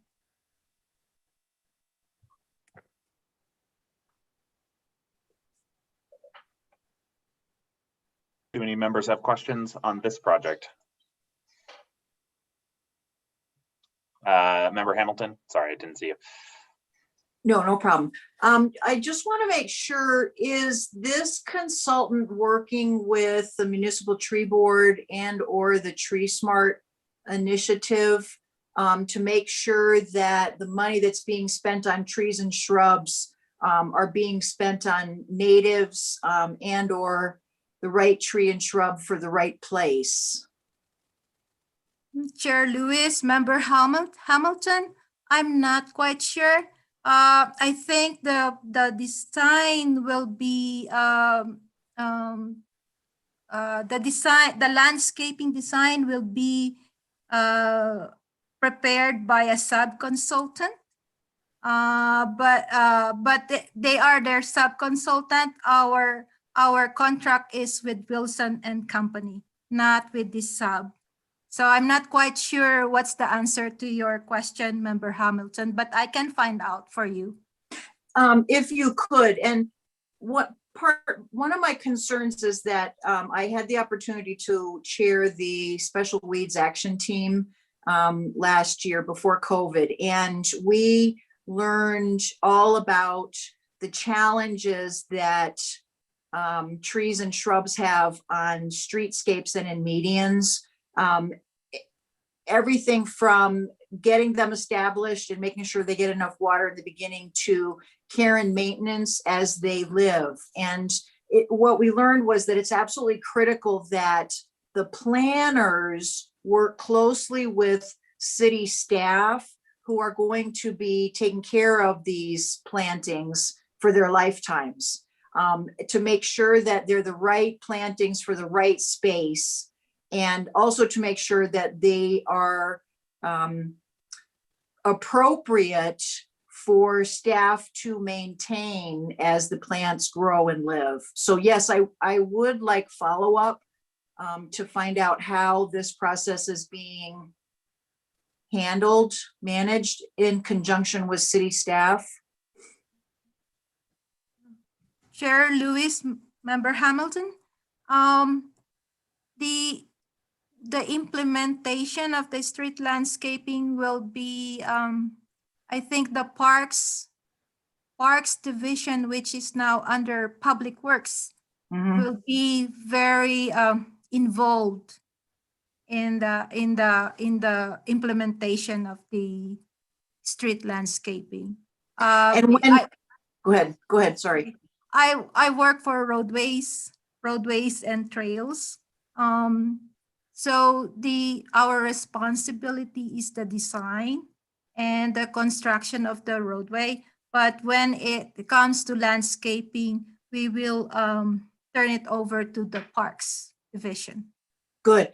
And my question, and it's not so much semantics, is when you say implementation, to make sure that the park staff are involved in the planning part, because planning is part of implementation, so that their first time being involved is not when it's time to break ground, because by then it's too late if there have not been wise choices made. So I guess I'm asking that parks staff be involved with the implementation of the plan. Chair Lewis, Member Hamilton. In fact, when we met with the consultant and we involved the division director of parks. The consultants, the engineers, are met with the division director and their operations manager to see where they will put the conduits. Excuse me, Chairman Lewis and Member Hamilton. Yeah, that's the direction that our public work director, Regina Wheeler, gave me when I started working at the engineering division, that we have to incorporate to all the design revisions and planning our parks division to make sure that they are capable and first in agreement of what we're doing and get their buy-in on what we are proposing to do, and second, that they have the capability to maintain the landscaping and the project when it's done. So like Romela said, there were already conversations where we were discussing the irrigation plan and how the design needs to be done. So we haven't go at the detail to see how what kind of trees or what kind of shrubs we're gonna be providing, but they're gonna be part of that process. Excellent, good, thank you.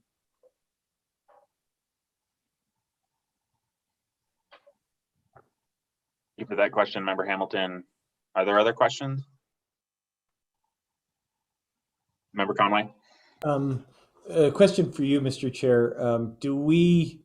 This isn't the final stop for the funding request, obviously, correct? Does it go up to the council next? And I'm wondering, my question is, do we have as a committee, can we send this up with a recommendation to council? My understanding, and I'm happy to have Carlos or Sally correct me, is that we are just making recommendations to the city council. So we are not actually approving anything formally, but aren't we approving the recommendation to the council that the council then votes on? No? Okay. All right. No. Carlos, do you want to answer that one? I think you're the best expert in the room on this, but I think this is an approval.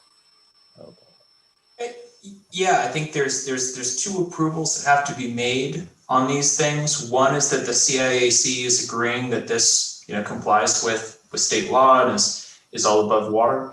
Then the second approval is however the city chooses to approve that as well. So right now, some approvals have to go to the governing body, some go straight to the city manager, all of them go through the finance department, but the whole city process is separate there. It's an underlying contract approval is ultimately, and I think Romella could probably explain it as well, because I anticipate she's going to be preparing that next step. So ultimately the contract will need approval, but in terms of, is this an appropriate use of the impact fee funding? You are the final word on this, since it has already been included on the table, table 80, and so that's been approved by governing body. And so in terms of, is this an appropriate use of impact fee funds, you are the last word on that. Okay. In that case, yeah, I mean, I wanted to send it up with a note, in accordance with what Ms. Hamilton was saying. I mean, these should be a net zero water use kind of landscaping plan. And I do think that as a committee right now, we are dabbling in this is like a tourism, kind of fancying up our downtown for sure. And so to the equity question of what our committee is tasked with, and I went back in the last January's notes, and I do see the balance that this committee strikes. It seems like half of our funds are heading out to kind of the residential neighborhoods, and then sometimes our funds are heading downtown to enhance our tourism economy. And I feel like this project is that.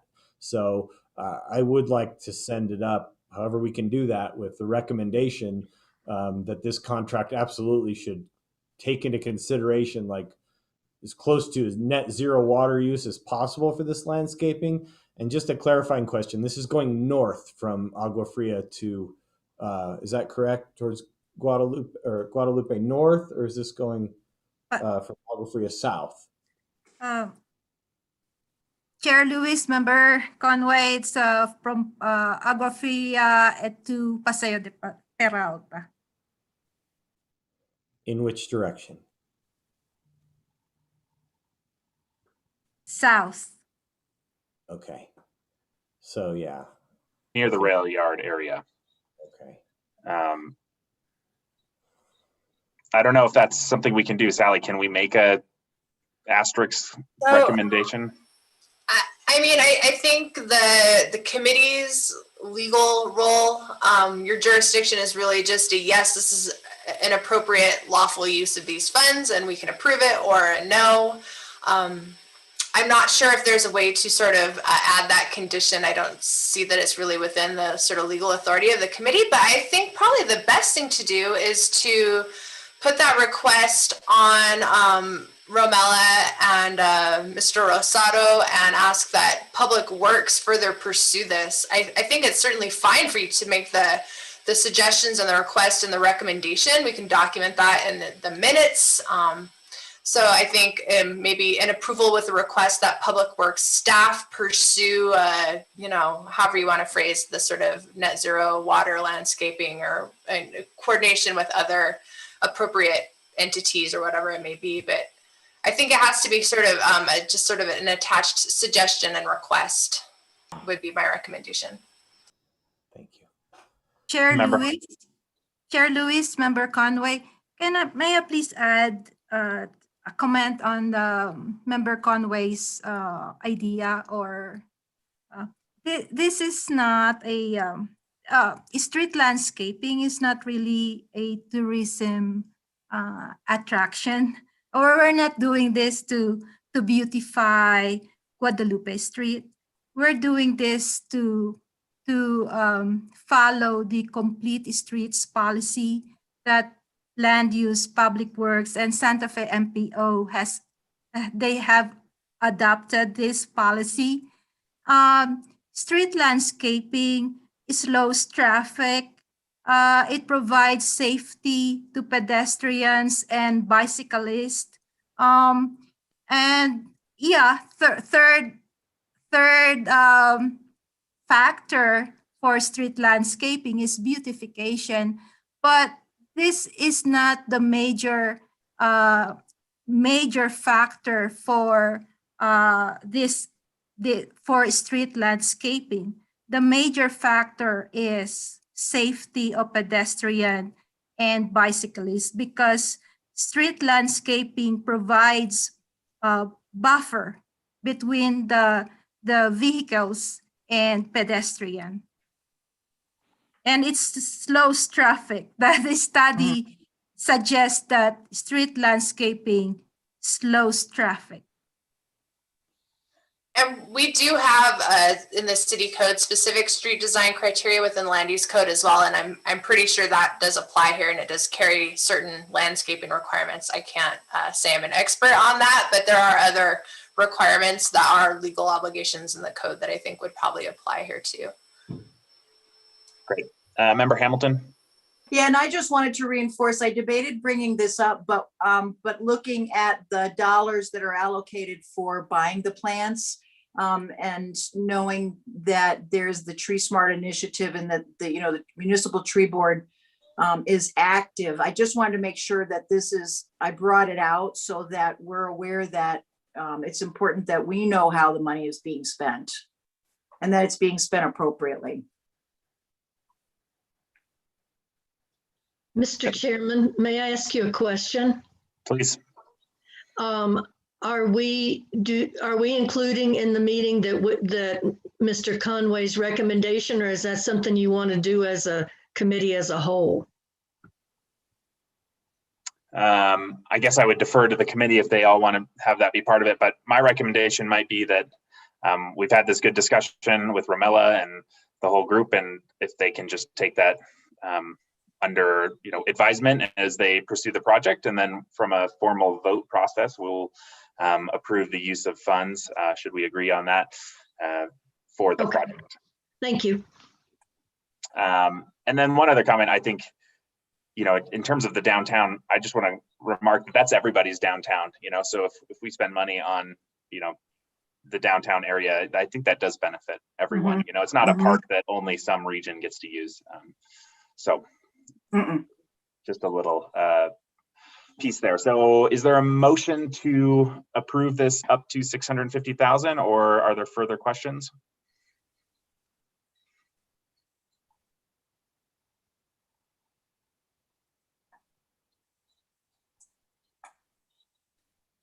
Mr. Chair, Member Salazar makes a motion to approve. Thank you, Member Salazar. Is there a second? I'll second. Thank you, Member Hamilton. Roll call. Okay. Is Ms. Bechtel gone? She's stepped out. Maybe we can get her at the end of it. Janet Clow? Yes. Miles Conway? No. No. Orlin Guerra Ortiz? Orlin stepped out. Okay. Ruth Hamilton? Yes. Brian Lewis? Yes. Matt O'Reilly? Yes. Ike Pino? No. No. No. John Michael Salazar? Yes.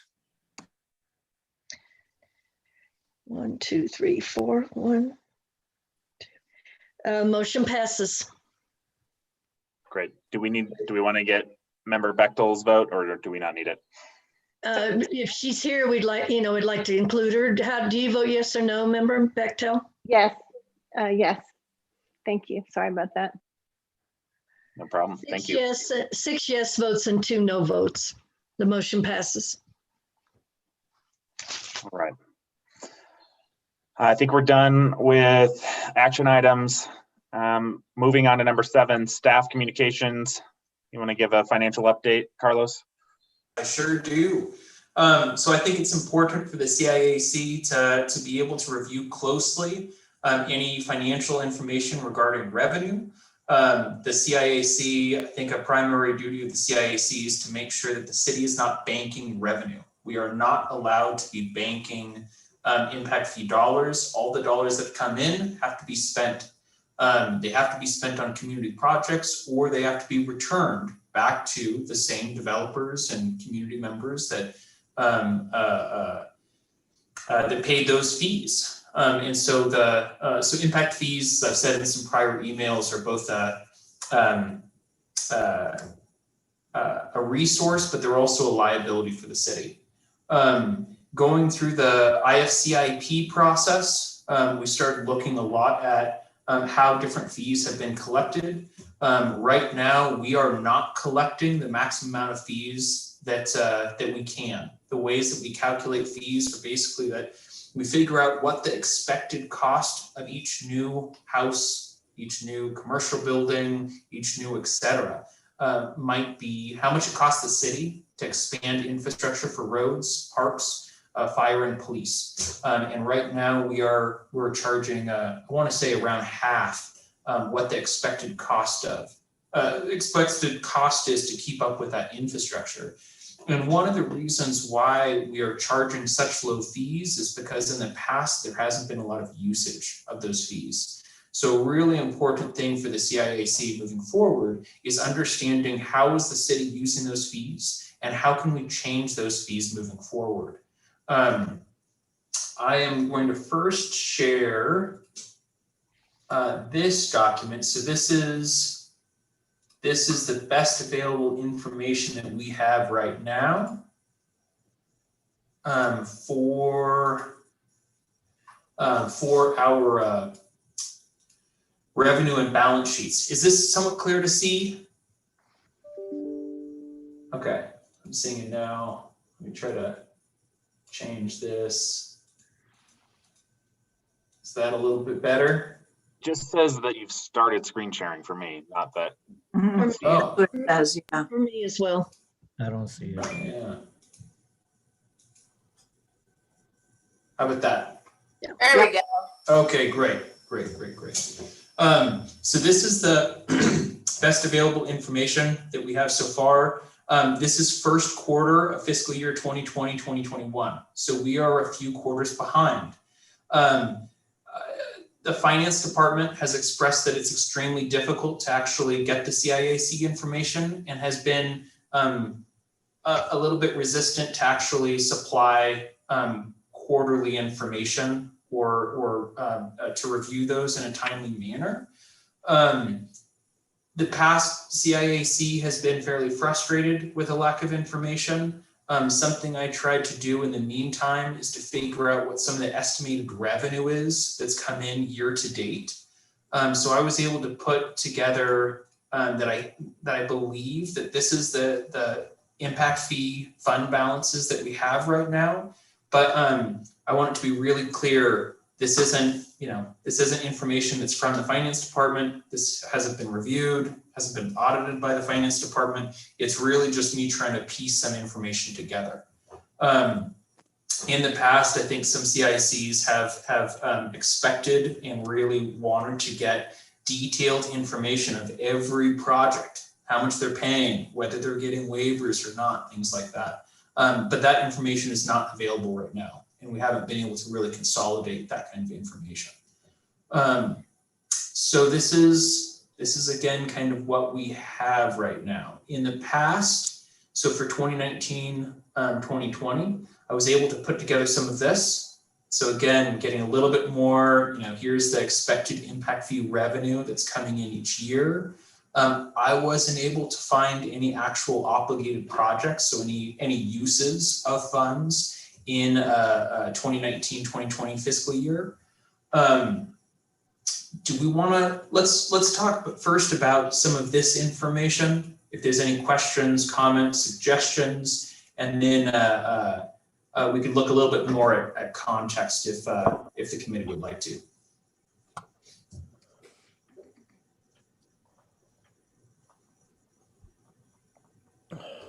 Mr. Chair.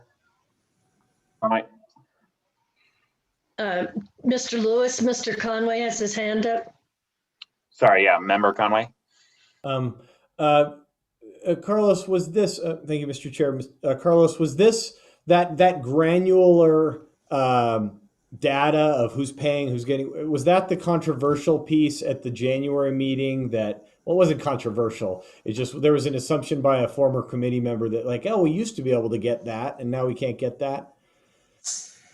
It was actually a lot more granular, Member Conway. Let me see if I could bring up some of the, excuse me, some of the old information.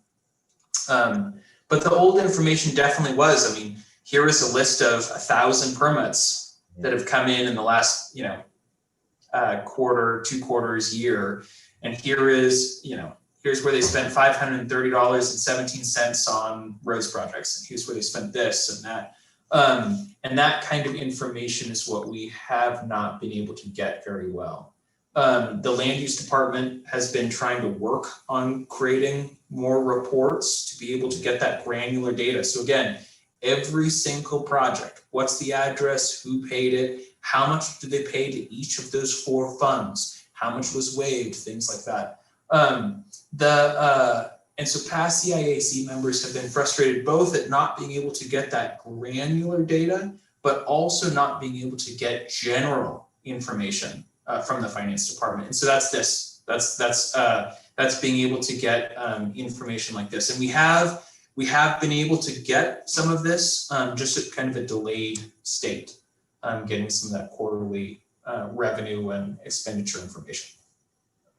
And yeah, sorry, point of order, Mr. Chair. I really got to make a 5 o'clock and I got to drive across. I'm going to try to, since the action items are done, is this all right if I listen on the rest on my phone as I move? I don't know if that's okay. No worries. And, we went long, so I think we're through the meat and potatoes of this. So I appreciate you staying on if you want to listen in for the rest of this, and especially former member Shanahan's brief introduction. Thank you, Errol. I'm still got my ears on.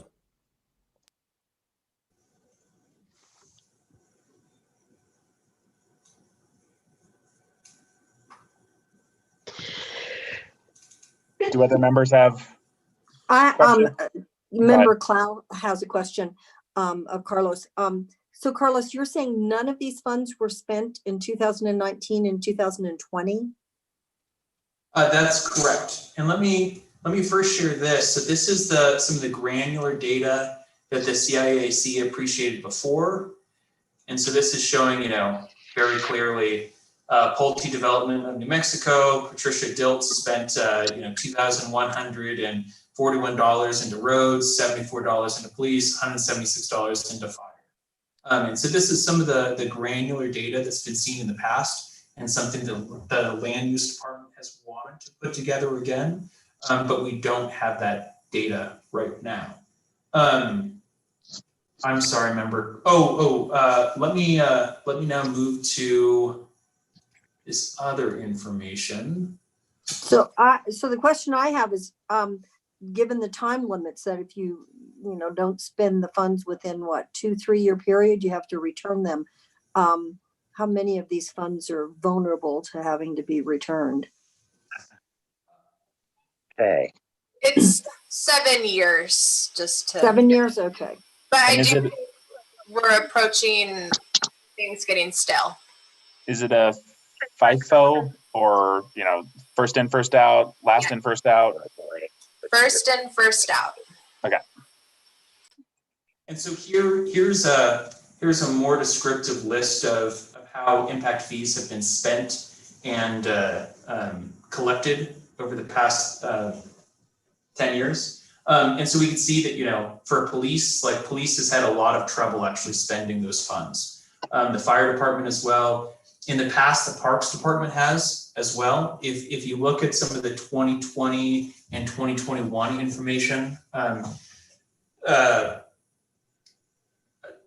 since I started as a staff liaison, I've really been pushing groups to be spending this money. If you look at past minutes over the last year, you'll see that the Parks Department has come in very strong, requesting a lot of money to be spent.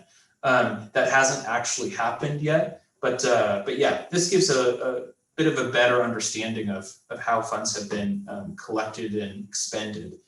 Something that is important, so, you know, if we look at the ending balances, so, you know, roads has been using their funds, but it has gone from 1.6 million, less than a million, 1.6, 2 million, 2.5 million, you know, now is over 5 million. With parks, you know, kind of middling around 200,000, 400,000, 1.6 million at the end of 2020. Same thing with fire, those funds have increased. Same thing with police, those funds have really increased from, you know, here we're looking at 20,000, 40, 70, 100, now $300,000. And so that does demonstrate that the city has had difficulty actually using those funds, and it's something that is under the purview of the CIAC. And Carlos, you know, is this like an awareness thing? You know, is it that there weren't any projects, or did they just not realize that they could come to us for money? This is showing that there wasn't actually expenditure of these dollars. There's been quite a bit of staff turnover. There's been, I think various kind of reasons, rationales around why funds haven't been spent very regularly. But I just want to bring this up to the CIAC that this is the kind of thing that the CIAC, this is under the CIAC's purview, and this is part of what the CIAC should be looking at. Yeah, right. I guess maybe a nuance in that question. You know, this says that they, you know, parks, for instance, from 16, 17, 18, 19, spent none of our money, right? But I presume Correct. Parks spent money. It's just they never asked us for money. So right. Is So that, they weren't spending impact fees. okay? Charles. And is that because they don't know that the impact fees were there, or they did no eligible projects? Do you have a sense on that? I really don't want to put words in anyone's mouths. Okay. I've been told from multiple departments they know those funds are there, and that they haven't forgotten that those funds are there. I've also been told by other individuals that they weren't aware that there were these funds. I've also I've seen some projects where we've spent money out of the general fund that seems to me like it could be eligible for impact fees, but impact fees were never requested. So there's I think a lot of different reasons that could exist. I don't want to say exactly what those are. Understood. I'm just wondering if, you know, we can not to put together an ad campaign or anything, but just try to spread the good word, because I do think a big, you know, if we're going to charge these fees of developers, you know, they need to be spent for the benefit of citizens of Santa Fe. So the better we can do that, I think that'd be great.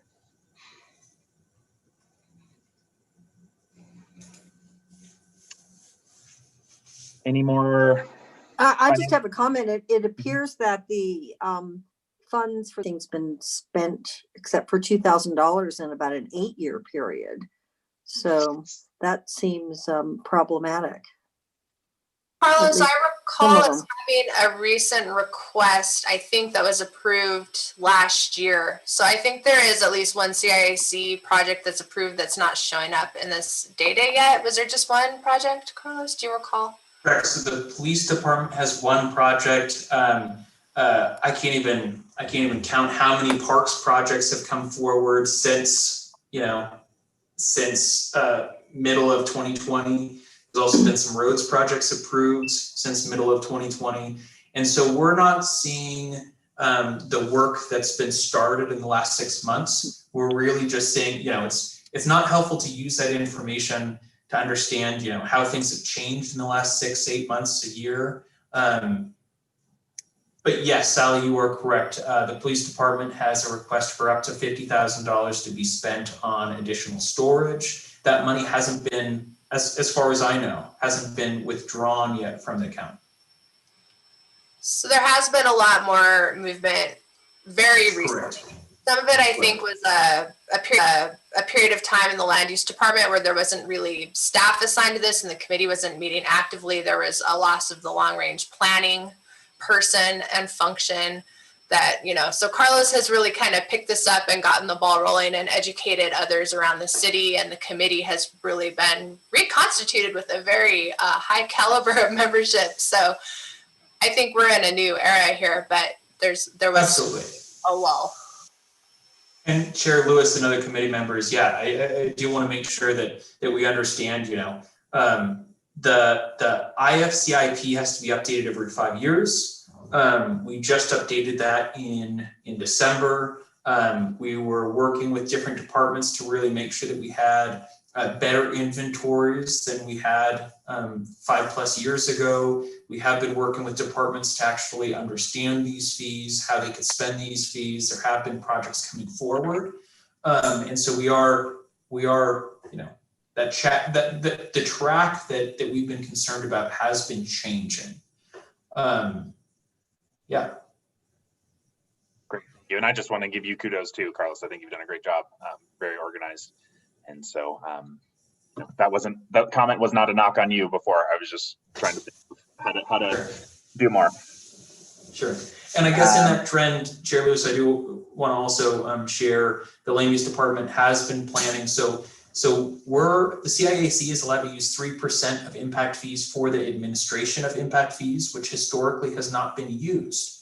And there are plans to actually use those funds towards having more dedicated staff for the CIAC, which would involve being able to collect more information, being able to complete annual reports, being able to, I believe Elizabeth Martin, our stenographer, is being paid out of some of those funds. And so more recently, we have started using those, and the plan by the land use department is to build more of that capacity. Great. Any further financial updates, Carlos? Or are we good to move to matters on the floor? That's it for me. Okay, great. Matters from the floor. Let's do an introduction to our former member, Kim Shanahan, who has a wealth of knowledge on the CIAC and can share that with us. So thank you, Chair Lewis. Can you hear me? We can. So those of you who know me know that for over 2 hours, I have been biting my tongue, and that has been very, very difficult. But given the fact that some of you have hung in there, I'm going to go ahead and get going. So this is probably the strongest CIAC that I've ever seen. Just want to say that straight out. Sally's nodding her head. She hasn't even been around long enough to understand how really profound that statement is. I was one of the original members of this committee. I was appointed by Councilor Chris Moore, who some of you have no idea who I'm even talking about, but that's how far back I go.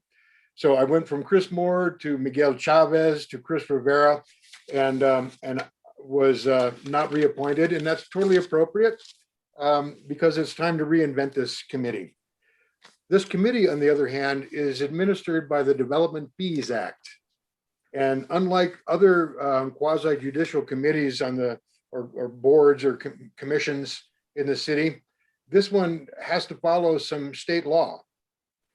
And some of the state law is stuff that you really need to be paying attention to.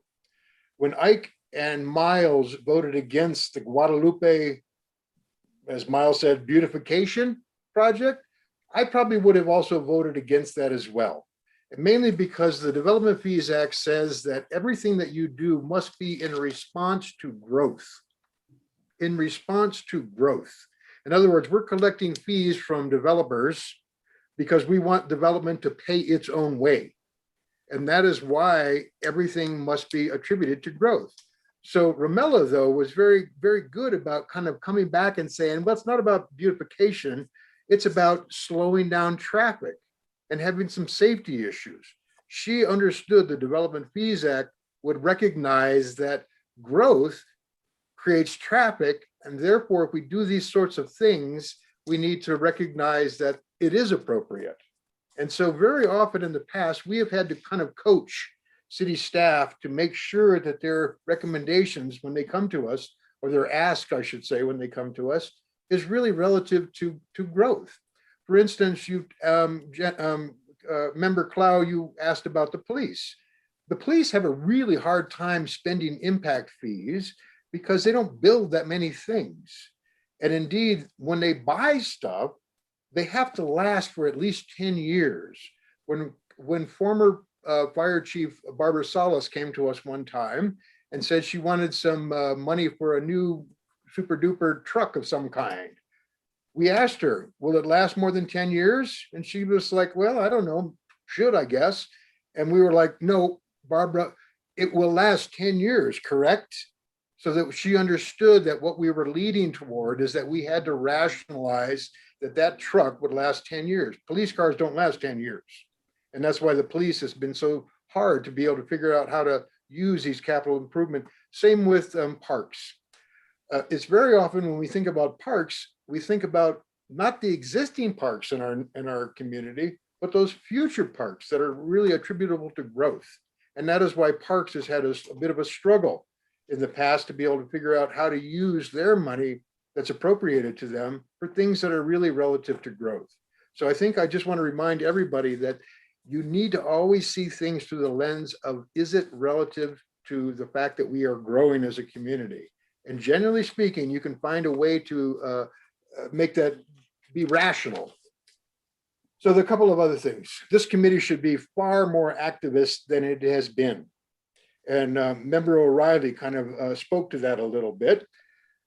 We have never been asked in the past, even though we have an IFCIP that goes out to 2027, the bonds that come forward that actually fund these kinds of activities happen about every couple of years. But we're never really been asked as a committee, this new thing that we're going to have every couple of years, and it shifts and moves around on the IFCIP. Do we agree with this stuff that we want to spend for the next couple of years? This committee should actually be weighing in on these sorts of things. I really, truly believe that they should. And with people like Member O'Reilly and Member Guerrero Ortiz, Member Bechtel, Member Salazar, Member Clow, who have really been in this realm for so long, you really need to be able to step up and assert yourselves as a committee, as a citizen appointed committee. This is especially true as we anticipate a change of administration potentially in November. This committee needs to be the institutional memory for long-range planning because the current administration has abandoned the long-range planning committee that I used to be the chair of, that Matt O'Reilly is very familiar with. That doesn't exist anymore. This is the de facto long-range planning committee. You will not have an opportunity to project your ideas about the long-range growth of this community until about 2026, when we start to think about the new IFCIP. But that's really been the fun part of this committee over the last 20 some years, is being asked to kind of imagine how we are going to grow, where we're going to grow, what the growth rates will be, et cetera. So you'll get that eventually if you're hanging around long enough. But unfortunately for your perspective, we already accomplished that with Carlos's help. So the other thing is about this notion of continuity. If for some reason Carlos is not able to continue to serve in this role through the land use department, and Elias and Noah have got a full plate of other things, I would ask you as committee members to ask City Attorney Paez to potentially be ready to assume the role of the staff liaison and potentially even take it out of the land use department. When Reed Liming and Richard McPherson managed this committee over from its very beginning, they bounced around between land use and community services, and they had the portfolio to be able to manage this committee regardless of what department or director that they needed to respond to at any given point in time. And so my feeling is that because there is so much legal entanglements about what we do as a committee, that Sally actually very well may be the more appropriate person in the future if indeed Carlos is not able to maintain this role that he has done very well. When Reed Liming left, we had Noah for a while. We had Catherine Mortimer for a while. We went back to Noah for a while. In other words, the staff transition has been really disruptive to this particular committee. Tierra Contenta. Matt, I'm counting on you, and I'm counting on Member Hamilton and others to really be able to move this thing forward. You remember, Member O'Reilly, that this committee agreed that it would give $1 million of its roads funds and add it to the $5.5 million that the city was prepared to spend for the connection of Paseo del Sol, what, 4 or 5 years ago? That is keeping us from being able to produce single-family detached affordable housing in Santa Fe. That money has to be able to be appropriated, and this committee can be the activist committee that says, we got 5 million in roads. We're not going to give it all to the city for that, because now the bill is probably about 10 million to actually get that done. But the fact is that this committee should be the advocate for that. In addition to the Chamizo Arroyo crossing, where Ike Pino's sister ran for mayor 25 years ago or more, based on the Richards Avenue extension and so on. It's time to do that. And it's absolutely time to be able to get these. So some of these things are controversial, folks, but guess what? That's what land use and development is controversial. And you all need to step up and actually own this situation. The last thing I will actually say, if I may, is that the money issue is out of control. This is outrageous that you have 1 quarter of the fiscal year that started in June that shows you where your finances are. When Neva Von Pesky was on this committee, she held everybody's feet to the fire about balancing these monies. The fact is that the land use department collects impact fees. They know every single dollar that comes in over that desk in terms of impact fees. They know this.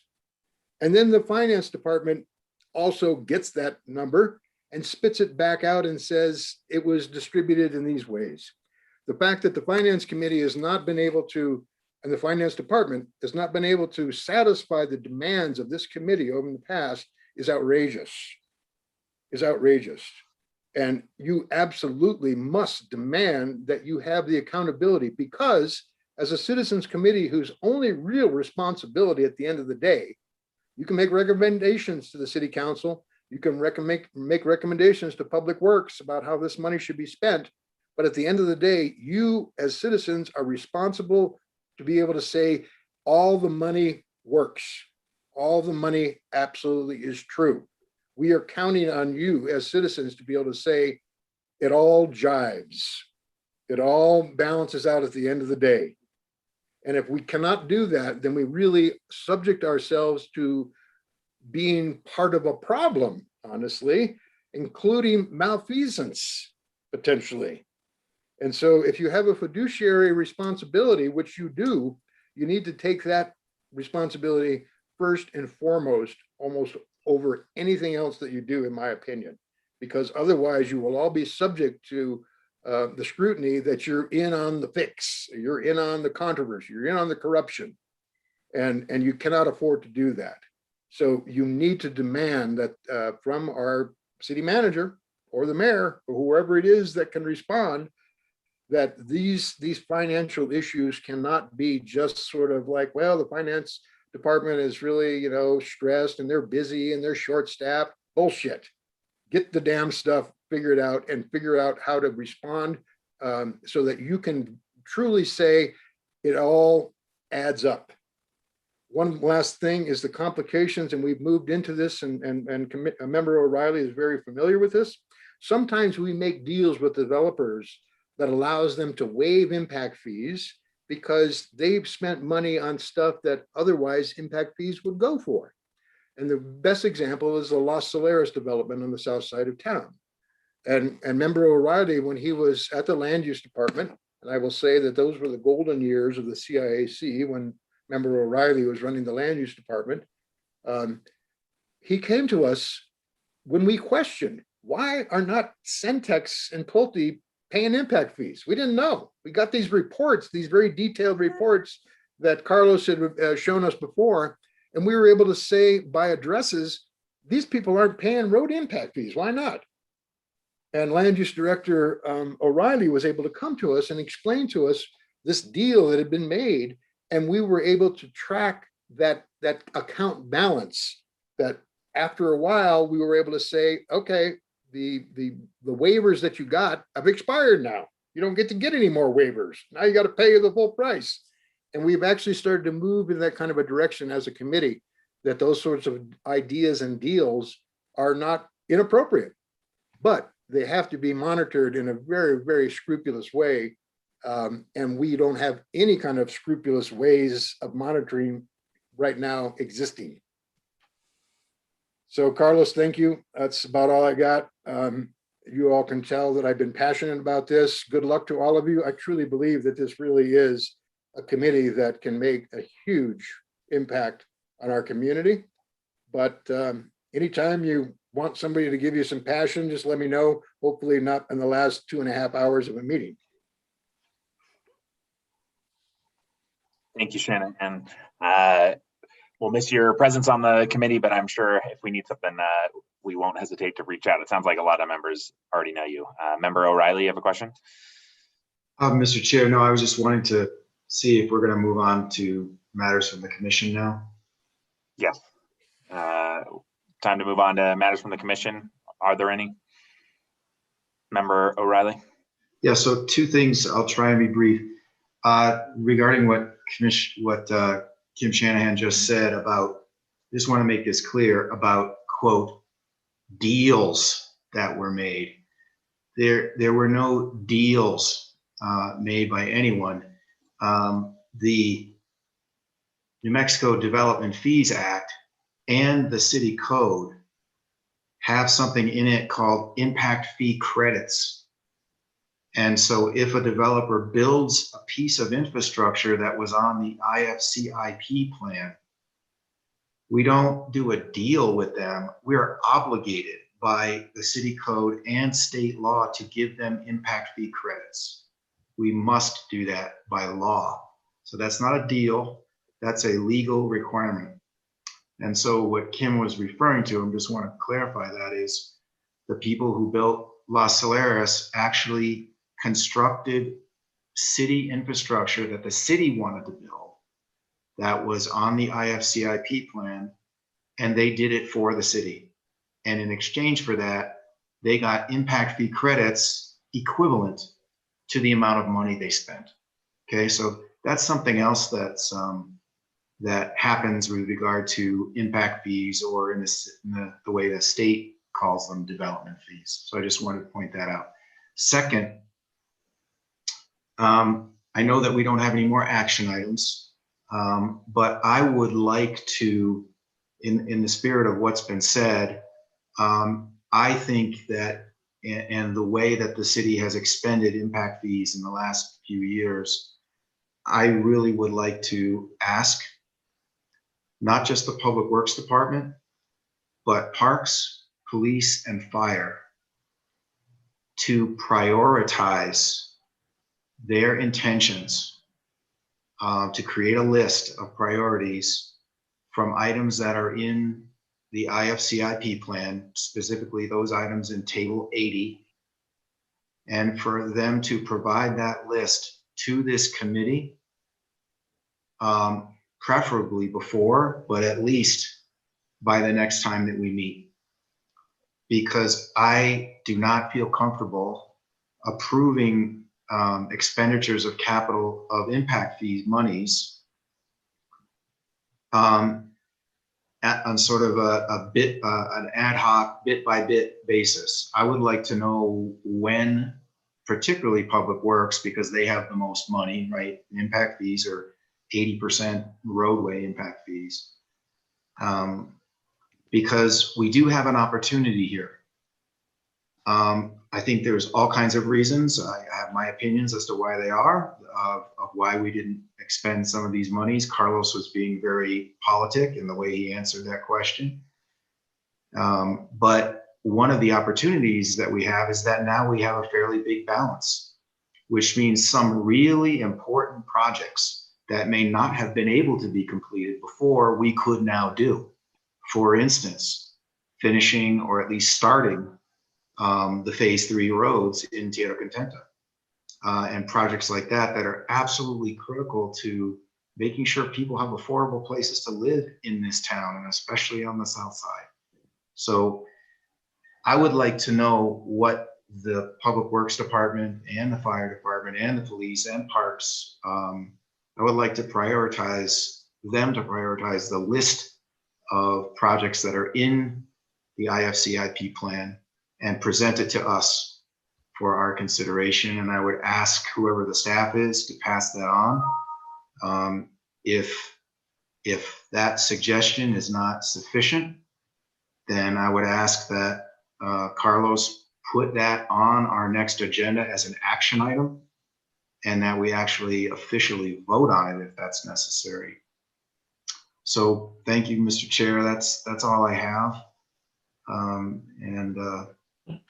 I want to just say it's great to see all of you and to be working with all of you. And I agree with Kim that this seems to be one of the strongest CIACs I've ever seen in all the time I've been working with the city. So I feel honored to be working with all of you. Great. Thank you for those comments, Member O'Reilly. And to add on to that, one thing I think was mentioned earlier is kind of other, funding sources. So as they think about these projects, if there's a $7 million project and it's a high priority, but you have 0 cents of funding, well, it's probably not a good one for us to be thinking about, at least in the near term. So having a sense for where that might be coming from, it doesn't have to be, I know all of these won't be figured out, but just a general sense, because then in that sense, our impact fees can be, kind of levered up in some ways by using other money and kind of getting that last push to get a project done. So just a suggestion there. And I see that Member Conway has his hand raised. Yes, thank you, Mr. Chair. I concur with Member O'Reilly. I would even, wouldn't it be interesting as an informational item at our next meeting? I would suggest this is an agenda item, just to have representatives from those departments come and say, here's my top 3 or here's my top 2 projects and why. I'd love to have that listening session. Great. We have gone an hour over, so I'm just trying to be conscientious of everyone's time. Are there any other burning discussion items, or is now an appropriate time to adjourn? This is Noah Burke, Chair. I just wanted to go ahead and let Carlos kind of update what's going to be going on individually with him. Carlos has announced his resignation from the department and from the city, and he has accepted a new job in Albuquerque where he lives. And so we will be having a little bit of staff changes over the next before the next meeting. So I'll let this committee know as those happen. And I'd let Carlos go ahead and I want to thank Carlos. He's been great for the last 3 years that he's worked for the department and for the city. He's been an amazing person to work with. He's done great work. He will be missed and his shoes cannot be filled. So I want to thank Carlos. Thank you. And yeah, I'll reiterate, thank you, Carlos. You've been great.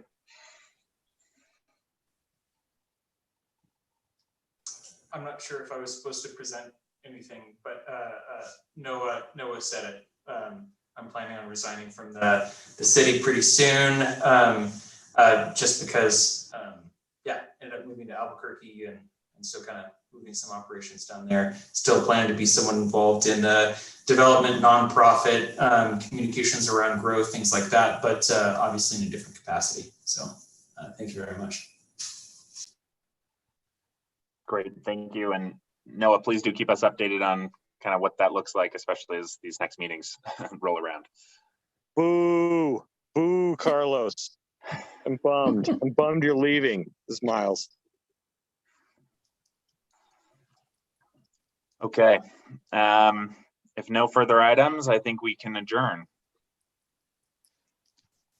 Do we need a motion to adjourn? No, you do not need to have a motion. You can adjourn without a motion. Okay. But thank you, Mr. O'Reilly. All right. Well, thank you everyone for your time. Thank you. Awesome. Thank you.